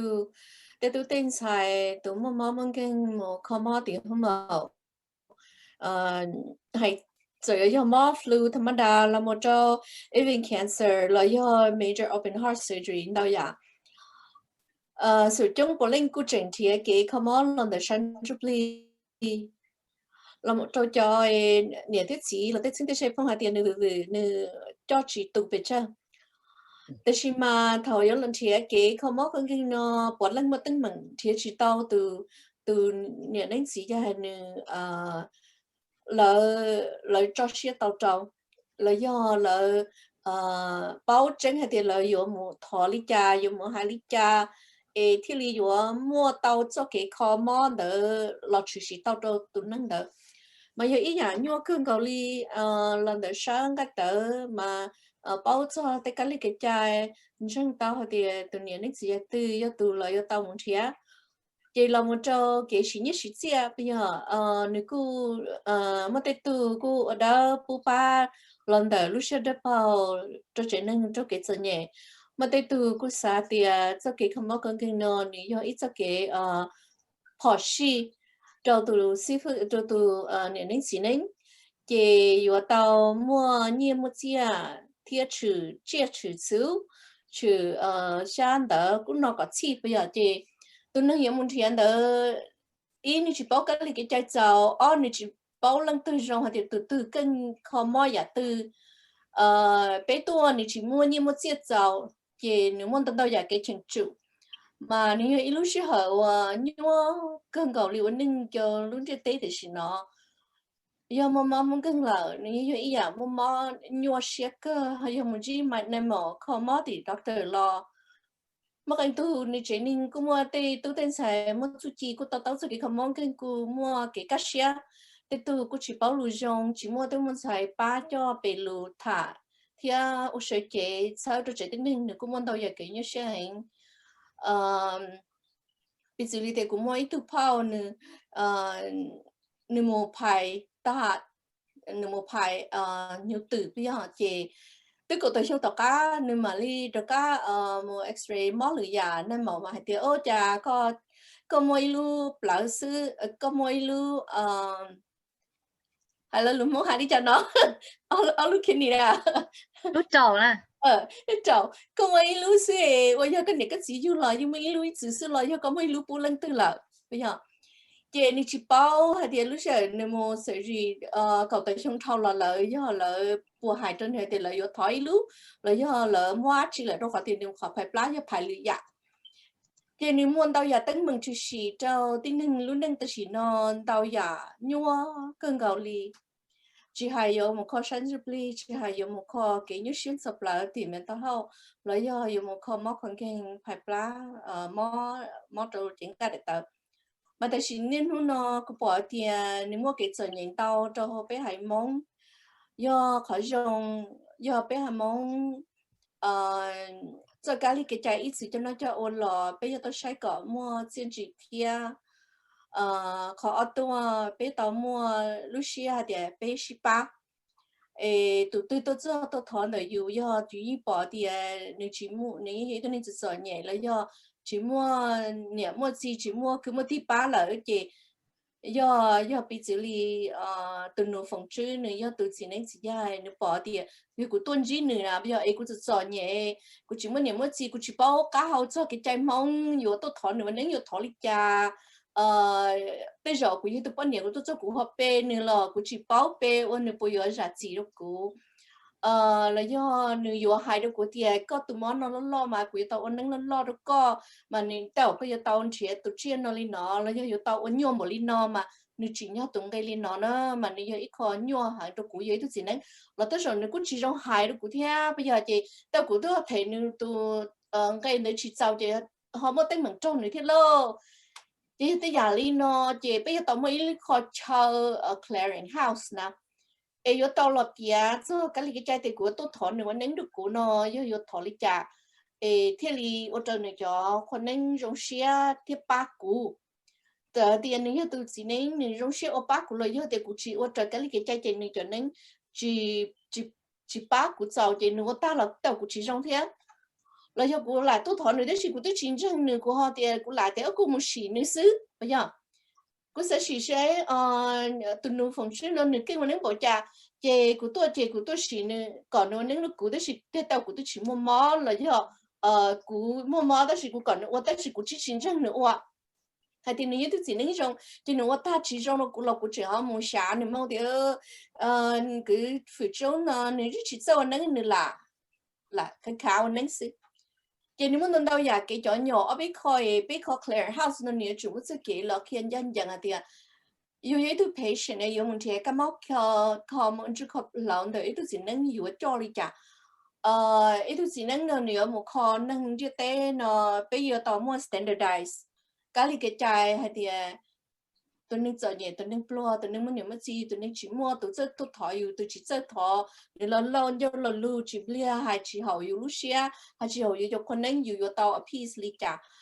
còn một cái kho ba rồi cho nên cho nhẹ lên đấy thia rồi cho chỉ muốn nhiều mất gì là cho ba thì yêu tao phải ba đến đâu thia so sẽ còn một cái sự hậu sinh cái chia sẻ tao được số tu mấy cái chơi được tính hình outreach một trâu còn một cái hậu kế tao cho chỉ nên nhận nên là cho ba tàu hậu cho nên nguồn nữa nhớ được khó situation như chúng ta lên đó là có bên mua cho hậu kế một trâu tên nó tên chữ xử lý medical thì insurance tên nó là còn nếu mà sau kế thì mỗi cho là một thể tàu cho chọn cái khó mò jubilee là một trò mò cả tờ tí gì chỉ sau cho tụi mình mua mò đỡ nữa ta cái chỉ xe chính chủ nữa sau cái một chia cái thay những cái khó mò khoảng cái rong cho nữa mà nữa cũng mà cũng sau cái một số cũng xả cả mua lên nó thế sau cả mua sau cái sẽ học sinh thế nên nhiều tàu mua lúc xe đã xe lo nè nó mua ít xe ta rõ nó cũng charge nó khó phí đâm tao mà tại tôi nó cũng anh nâng bù đó ở tại nước ta mà weekend anh nâng ta mà lì nữa ở bù đó chứ cái những cái này chỉ muốn balance cho số tu mà lack of education, lack of awareness, lack of appreciation, but trong biết culture thì cho cái有không cái nó what can we do to get a balance of both in the flesh and the spirit? Còn nói như cũng sẽ có bé mua ít cho ít khó kế ít lúc họ bảo ít khó clearing house cho auto có một cái sự học sinh bắt đầu. That's a really good idea. Nếu như ilu chú ý trong, nếu như mua cái hải thêm mà, nếu như mua ít cho chỉ năng, yuan cái song cái chế họ yuan downtown hơn là, ít cho ba đỡ chế họ ba câu lúc rồi, rồi những ba mù li. So a little balance is always good. Phong con này có mua chú ý lý cha lo do hay tiệt ít tu vì có chỉ năng nè, do ít tu tin năng nếu họ sản thì cái ba nếu họ sản thọ có nếu có uo lý cha nếu theo họ thọ tàu có lo do hay tiệt lời tu chỉ năng lo do hay tiệt nếu sản tàu cái ba trong sản chụp li nếu có ai cha nếu thiên thiệt tàu cho cái ba nó nè. So nếu thật sự cho cái thiệp bán nó mà lại thì nhưng nhua được họ thì tổ được hôn nhân nó mà quả nhân gia chỉ dạy luôn nè cú này cú chỉ là một thọ cú chỉ lâu lại thì cú my grandpa and my uncles in them cái lâu nên là chậu cú này nhở my family they didn't even want to help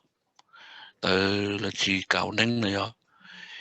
my sister got mad because nobody was willing to help me. So cô sister thế một đâu cô sister tụi sĩ phứ này nhở hay cho khó như một thiệt cái ba nó cũng như hành nhân gia cho nhau này it's hard ổn định nhau là nhau you know when I work in my gifts you know I was a spiritual advocate you know I wanted Western medicine to acknowledge bacon and KI but then Western medicine they didn't really acknowledge what shamanism was because it's always about praying it's all about theology you know you're a pastor then có mỗi đại degree này nhở but then hết sức cái này cái nó mà trong tù của hai nhân trai thì lời dạy ô lại thì lời dạy này nhở đây là kiến cầu lý của này nhở you know do the you know I've been tested a lot by people like the cũng muốn máu lên nói thế gì cũng chỉ bảo hay là có chỉ muốn máu cái là tôi vì đó khỏi thì cái sản nọc lú xóa của hai lú rong thế này you know there's all types of healing you know so I guess that's why my wife's mad at me because quite lú rong thâu này you but hay cho thì cái bạn nó cũng như nhân trai thì if you're a single individual and you have no family go to mental health you know trong phứ you buy you know but you didn't try trong phứ đó khó that I've been through it là một chỗ rồi you know thế nào là hay thì có bữa chỉ sau có nó chỉ cái một chỗ rồi cũng nó cũng thế nó cũng chỉ need các bạn I need a friend to talk to you know I need someone just to listen to me you know because nobody was listening nobody was trying to understand me that's why the questioning mind is hard you knowกูjust saw it's a lonely road and it's a hard road but nếu chỉ tao tới thì ổn định nhau nè you chỉ tao shit tới nè because God put you on this planet for a reason the guy the go ổn định một call physically it's not all that the call your soul is doing a job that you don't even know that you're doing. That's why that's why God says Sha is because your soul is working without your body knowing. You know. This is why why why are these voices saying that is because you're tampered with. Bây giờ chỉ nên sau một khi luôn lúc ở trong này khi chỉ cầu đâu này đó có thể tổ you khi nữa other things that we don't see, they're gonna come in and they're gonna mess with you, you know. So béo này mà bé chỉ bảo đó có bé chỉ bỏ bé tin này that's why there's a lot of psychological issues, there's a lot of paranormal issues, you know. Lúc thế nào do cái này take a bath is hard. Even lo take a bath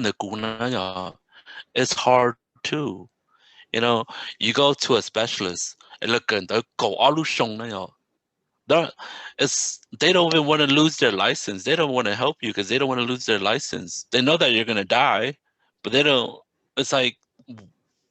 what do you expect from them? They don't want to. They're gonna tell you the truth. You're gonna hate, or you're gonna sue them, and then they're gonna lose their license. You know,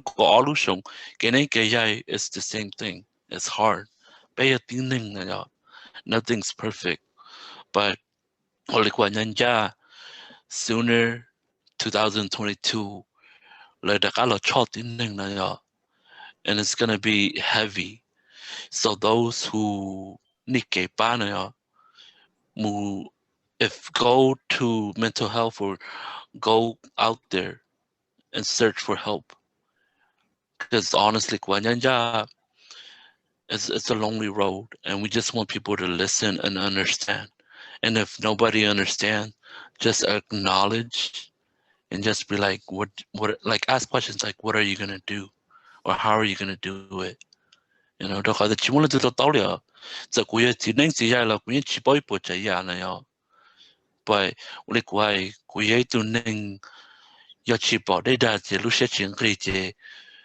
I always have to test the waters, you know, just so that I know what I'm capable of doing. You know, so my message to everybody is that it's hard to find help, you know, because nobody really truly understands. And that's why there's a lot of psychological issues. People are having sleep paralysis. People are having a lot of lucid dreams. And sometimes you go to a specialist and they're like, oh, well, let's give you this medication. It's even going to drain you out more. Because I'm just not a spiritual advocate, because I used to work for Crestwood. UC Davis call psychology. There's a lot of mental like là vì nó tôi khỏi thì là nó bị cái xứ là chỉ một chạy nhỏ là một cái nhỏ sẽ một cha là chỉ một phong gì chỉ một lần thứ thà này thì là một lot of mental issues, you know, chỉ là cho facilities nó mà hay là một chỗ rồi chỉ hay là câu này that's why bé cho mong nó bé ở chỉ tàu sinh ra xia chỉ có một chơi ấy có bé mua tới đá là hay lưu đồ yêu là chỉ hay thì yêu chỉ tàu mua nên it's not about religion. Đó khỏi thì đá là cho yêu chỉ là cho ở đây của hay yêu của sa môn đâu mua nam màu lo quan tàu mua bể lý lối quan tàu cho thì nữ lo là xứ này so this is my message that it's hard to find help. Có khó statement có trong câu li cú sẽ nu có ý khó thì có hỏi thì chỉ nên có bao thì có tụi mò yo morning thì chỉ mà nữ mua có symptom the mental health issue. Yo tao mental health ba chỉ tao nâng ba nó bây giờ ba tao theo. So mental nó mà của nhân gia một tí cho nên mà là những một mental issue này, ở đây thì là tu đua nên tu basically tu nên nói chuyện này basically they're always right, you know, they're always right. So out there are a lot of situations like that where là tụi tôi để ô là chỉ muốn nè lù á nè mà nè chỉ muốn là từ lù nè nè muốn nè lù thế này ạ nè mà nè tổng nè vị mà nè khoa nhẹ or nè khoa lì chó or nè nhẹ đi thế này ạ. So there are individuals that I've helped like that. So it's like, what do we do with when it comes to situations like that? We mới to client before where là nè đó là chỉ sang được bài đồ mental institution này ạ. But then qua đâu lại thì chỉ học thì nữ giờ thì đan nâng nó học vào chế này ạ. Thì tụ cho nên thì tụ sự cá này ạ. So tụ sự cá mà in the Bible it states honor thy mom, thy father. Okay, to sikana, to sikaya to flag, it got honor, got so with that being said, is that the kamu don't into like laying patoma, you know, GI the G pato the kode mote job more itu client no how quite on the kamu check a parliament institution kamu ta chỉ trồng phụ yo ba yo trồng phụ ba có chỉ có yo cái luôn nâng này tôi có cái luôn nâng chỉ có xử lý luật chỉ có mù đó khó để nhưng chỉ muốn từ ba có you muốn được trồng phụ but how are you gonna help, how are you gonna get trồng phụ là ba có by mental institution, you know, go to behavioral health and they will help you cái này nhá là yo ba mẹ cái này cái ba đó chỉ là yo ba you nè, you know, it's not that là chỉ ba you là nhiều ba you nữa, you know, I'm not saying that cũng mù đua lo là một chỗ đó cũng no, they helped in me, they found me IHSS, you know, IHSS giờ lúc còn hỏng về là ba you cả you to come on là you chỉ một tay nữa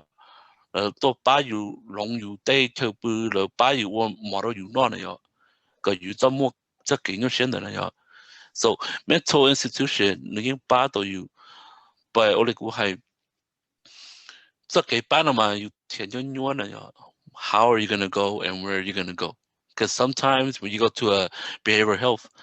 they're not gonna help you because you know what you're doing, but you gotta be truthful only building nhau you just giải lù này đó coi you in China so bây giờ chỉ nên mà bây giờ China tu nằm mỏ lo tu nằm ở China này yeah, so that's why if you really do need help and you're alone out there, honestly, I encourage you guys to seek help. You know, go to a behavioral health, not mental institution. They're gonna be like, oh, you're mental. Go to a behavioral health where I'm happy that Dr. Connie's here. You know, so so we've been living on United States for only no more than 60 years. But there are educated people like Dr. Connie, where she can help because she has knowledge of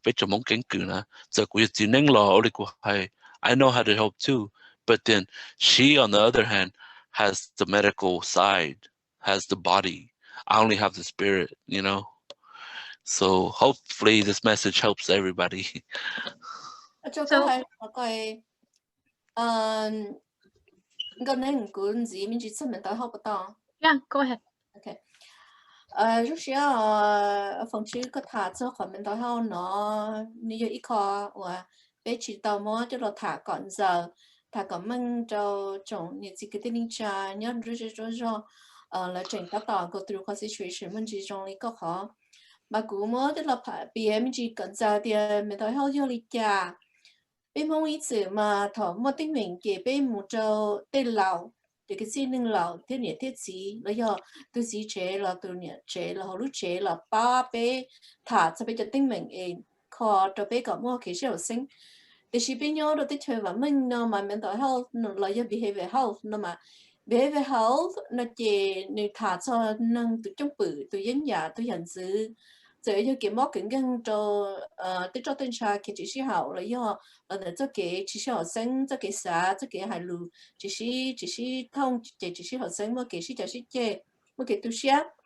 mà nó do consider để do ít cho cái ba cho nên là cho cái xã thì cho cái có mua cái chỉ sĩ cho nhiều nên chị do thì từ mua cái tu sửa trở đi từ nó chứ phòng thả cho nó này chị hôm mình tới hậu chị về hậu nó chị đi hại cho cái hỗ trợ nó cho chị tàu chế chị này do ít khó tăng mừng cam mò là nè khó tua do này tin trong trên xã khi chỉ sẽ hậu chị nè off balance chị nè mua psychological problem chỉ có thể biết tua do có thì mua lưu chỉ sẽ học sinhอยู่cho cái xãอยู่mua cái tu sửaอยู่tàu cho tăng mừng tàu giàuอยู่nênอยู่ta cái chỉ sẽ chỉ sáu nên là cho nên chúng mua ở chỗ cái choอยู่mua ý actually bây giờ ý doอยู่bảo hay thì bé về hậu cho đất chi thầuอยู่mua cái tu sửa li nó chỉอยู่tao cái bài tỏ là lưu không cần muốn chi cho lợi thả hay thì cũng như share của sản rồi ít tu nâng tạ thằng này ba chỉ có bản thân là thả lên nó chỉ là nó có thả ta chỉ là mua có son rùa mắm măng hay thì do có xã tàu ắt tia chỉ là mà li tỉnh chơi nhung thiên chỉ tụ nâng nhiều ba tao có khó tính mình chỉ có bản gì nữa chỉ là mà li son rùa sẽ có bộ tông cả chua có bộ tông cả ít tu nâng nó có thả bộ mua cái common li giá gì ba tao có cho cái nó cái hậu cái nhớ được tao bắt tao chế bộ mua tụ ba có ví dụ như từ nửa phần trước nửa món nữa sẽ tên sao tao ít tu ba nửa món nó là do món này đã đê là do ba lòng con giờ khó chắc từ tên nó chỉ lần chia cái tu ba có chứ cái chuyện muốn nhiều mà chia lại có chuyện mua cho cái chuyện nó chỉ họ chỉ lại chỉ lại cho con một thỏ nhia là thăm bà nhia tu ba rồi có mua nhia nó mua hậu mình chỉ có cho nó có rong chỉ mua nó đỡ một kho màu là lỡ bán chỉ có mua mà để khảo tôi thể tên cái không bảo có nhiều muốn gì chỉ còn nó ni ít cho cái ni bác coi do tao có chuyện bảo có bài có tao lúc khó trông là lúc không cả nè có thì do nó từ tiền có tu sửa cho không lại có tua có tu kinh là do có đại tua là có ý giá chỉ trong châu có tu kinh là do một lúc xuống cái có bài tu lưỡi tú hoặc châu mó đồ lưỡi tú giờ thầu tôi có giờ trâu có thì giờ trâu lưỡi lưng để tu chỉ còn nó là mua có cho bảy hôm mẫu giờ mua tụ báo tụ bỏ nè là cho có một hôm mỏi tầm luôn tôi cho có mũ này chỉ là 5150 chỉ tôi nói với emergency chỉ là chỉ mua có vừa bài là cho bài cho chỉ là cho bài cho hôm mẫu giờ là cho một trong không có tài sơn rửa ta này nhưng mua khỏi yo tàu trâu này tụ khen thì yo tàu trâu này tụ cho xia chỉ là cho nên một cái trâu lúa trẻ xa kia trẻ work chỉ nên một nhớ họ đi xa chỗ xuống mông là sáng chùa nửa tụ mò sáng chùa này tụ chung bự thiên trong nửa thả chỉ cái ba rồi nửa sáng nửa tuôn chùa đất chi chỉ còn nói giờ ít cho kể chỉ còn nói giờ lúc có trong nhiều khi một chuyện đó vậy cái ba rồi nửa họ giờ còn ít tu tập chỉ tập ba nửa là giờ mấy tu nửa muốn cho thả cho tới mình đi từ nửa hải nó là do nửa là một suốt xa rồi nửa còn nửa họ cho uống bao sữa chỉ cho nó nửa cho kể giờ ba rồi nửa chỉ còn nói giờ linh nó thì khó thì bé giờ thì nửa muốn chỉ nửa tụi mày của doctor này thì cũng như xe của chị cho rồi cũng nó chỉ khá nhớ chỉ trong lý giải từ medical doctor chỉ muốn nửa xa bản chỉ từ psychiatrist là do từ psychologist là do behavioral health chỉ đó giờ khó thì bé cho kể nửa muốn chỉ từ cho kể ba trong mental health nữa mà bé sai hay thì mental health nó là do behavioral health nó do ít có tôi cho đến nên vừa tới cho đến nên cho chị tụi lại là thiết liệm mùแต่ชิมาเป้แต่ฉันมีการทำมาเป้ชีช้าให้แต่ยอดตัวนึงวิวแต่ตัวนึงจัดชิตัวย้อนโมเป้จุดปอให้แต่ยอดหนึ่งโมเกี่ยเชียยอดหนึ่งสาตัวเก็บป้าเจเนื้อจุดต่อปันจีจัดตัวนึงอ๋อเจ้าจ๊อกเฮียหลังเจ้าช้าถ้าเจ้าเก็บก็เชียเจมุนเชียจะนึงหน่อยก่อนเชียวิธีละป้าหนึ่งมันยังนี่เนาะนี่เชื่ออีกข้อเป้หัวเดียวสติ๊กมานี่เชื่ออีกข้อเดียวอยู่ว่าเจ้าหนึ่งลูกก็มันเป้ชีจงอยู่ปวดหนึ่งแต่ชิมานี่อีกเจ้าเกี่ยอยู่เจ้าหนึ่งก่อนนี่จะก้าวตัวนึงนี่ขอกู้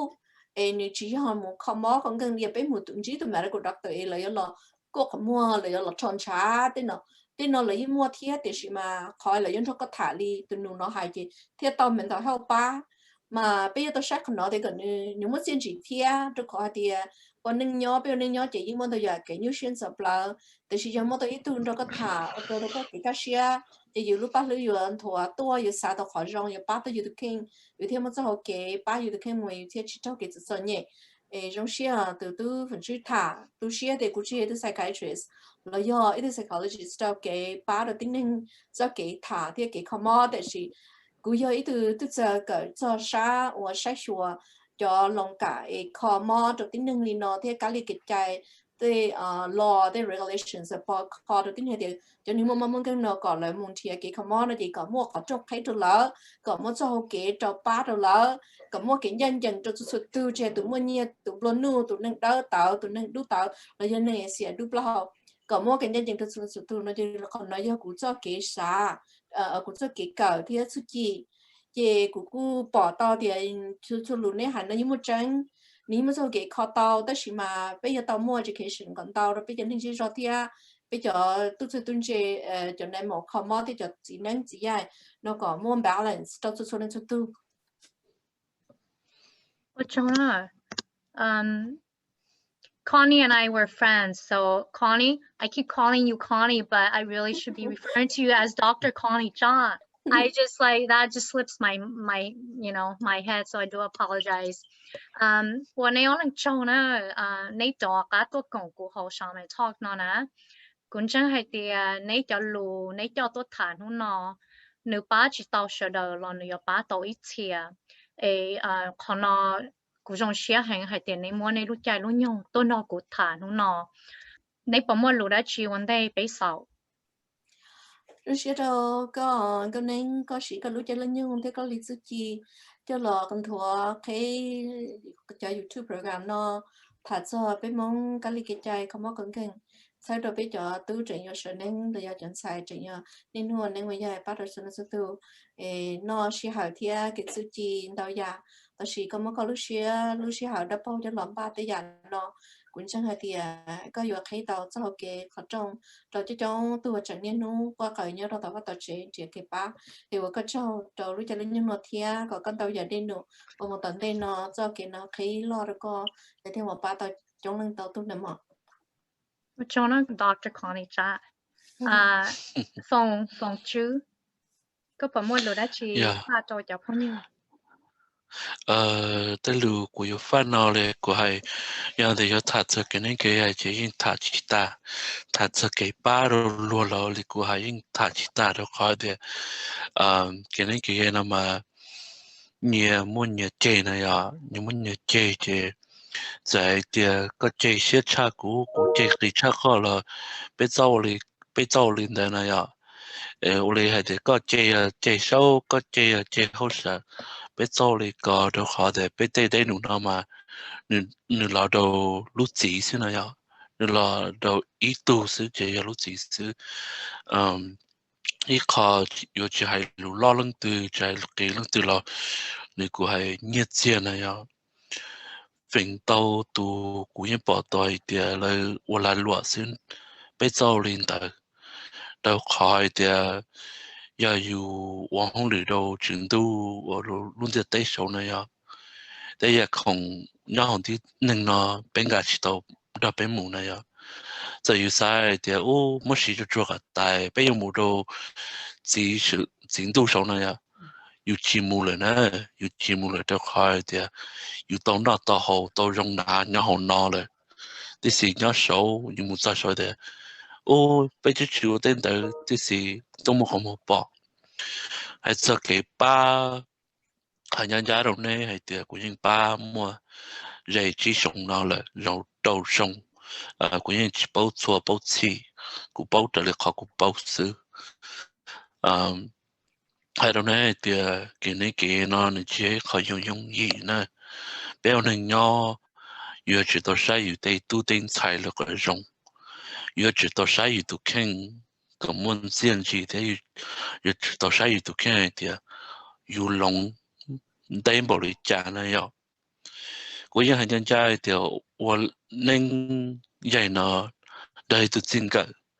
我能應用行。啲現當中的，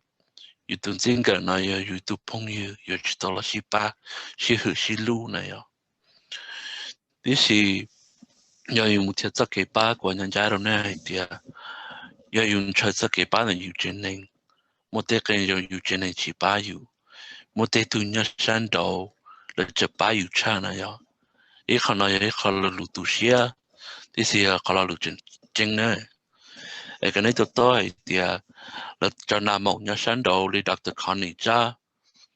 dẫn nữ chỉ yêu chuyện nên lo nữ yên yêu sáng đầu nữ yêu ba yêu cha yêu chuyện nên ba yêu nữa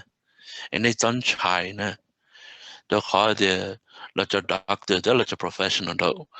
chỉ hay thì là sao cái yêu tu nữa là sao ba yêu nữa ya thế sẽ yêu thì yêu một thật sự cái mốc cái nó mà đi hay một cái rồi là tới doctor ยัง chơi phải chỉ tao nữa ya chỉ yêu chỉ tao một thiệt sẽ cái ba rồi sáng rồi ยัง hay thì tuân chủ tu beli trong đi cha rồi là mình cái hay don't sell your soul to the devil you know when I died I saw my soul it was a really old soul you know only có hai đâu cũng tu mọi thì Mary tao có sợ nữa có bỏ tụi nên lấy cái khâu luôn thì tới nó nữa rồi đó họ thì cũng bỏ tụi nên khâu luôn thì tới nó bé mua chỉ lên bé cứ nên luôn bé này rồi nên lo mà nên lo lấy cái cũng tu mua hai thì cũng tu mua chỉ bỏ so còn nó thay đổi thì nhiều giờ nhiều này rồi giờ yêu cầu一段茶yêu cầu nhiều年一路拉了nhiều giờ nhiều yêu đó chỉ lo lấy hay yêu chỉ tao sai yêu tu khen nè quay đầu nè thì đó cũng trong share đó từ con này tôi nó nơi yêu ba tao này in reality in the physical side giờ cũng yêu chỉ nên chỉ dạy lo lấy cũng hay cũng yêu ba tao chụp lấy bây giờ cũng yêu một bảo đồ sa physical side coronavirus này ya you caught chỉ tao lên này ya you caught tao chỉ ya hay thì you đi tay hư nè when you open your pores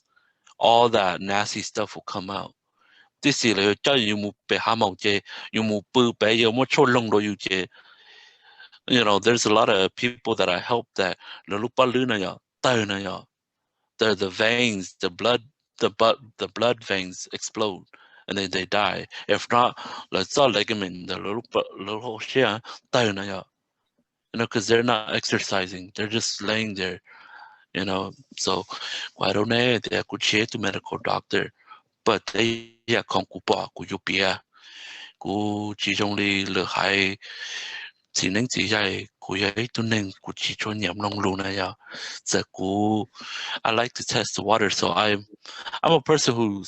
talks a lot yeah so I'm sorry but you know when it comes to finding hope you know go to an individual like Dr. Connie you know come to me no matter what we will help you you know me I always thought that I'm always alone that's why I'm always hiding been 5 years I'm in hiding you know nên trai chặt lụa bói thì nữ mua nâng phát tiểu hóa tài nữ phát tiểu tài no giờ là mua nâng phát tiểu tài là no I am not hóa tài của nhà tiếng nâng đi use thế này and we're just here to help each other learn from each other and grow you know on the spiritual side mỗi nữ tụi mà bảo quỷ lên từ đó this is bây giờ tin này còn đây nè Thank you, Fong. Thank you. I want to thank both of you for coming. As I said, ba chỉ tao sẽ rồi lo, nhưng ba tao ở bên tu, nên cho cái mỗi loại thả nó nè. Do lần thứ họ mỗi cái như share là Dr. Connie Cha, I know her personally. Nếu như ít tôi năng share đó sẽ hữu hạn, nếu mà chúng mà chỉ là cha nếu ba có liên lạc cho cái ba tao. Bây giờ phong như thì cái của những chuyện nhắc cái nếu như doctor like của cháu bảo thì she's my friend. Phong chữ của trong share thì của tao chỉ có của trong share thì ở bên trong tao là của tao cross có học path, đó là của chỉ tao get to know có personally thì cái gì tôi nói share đó share hữu hạn cơ thì của trong share thì bên tao là sinh chi, bên sử dụng của phong như 我学了做咗我多公俾晒大 video 呢，他个学了那家好好，只么冇只么跟嘅俾嘛先知我了做呢。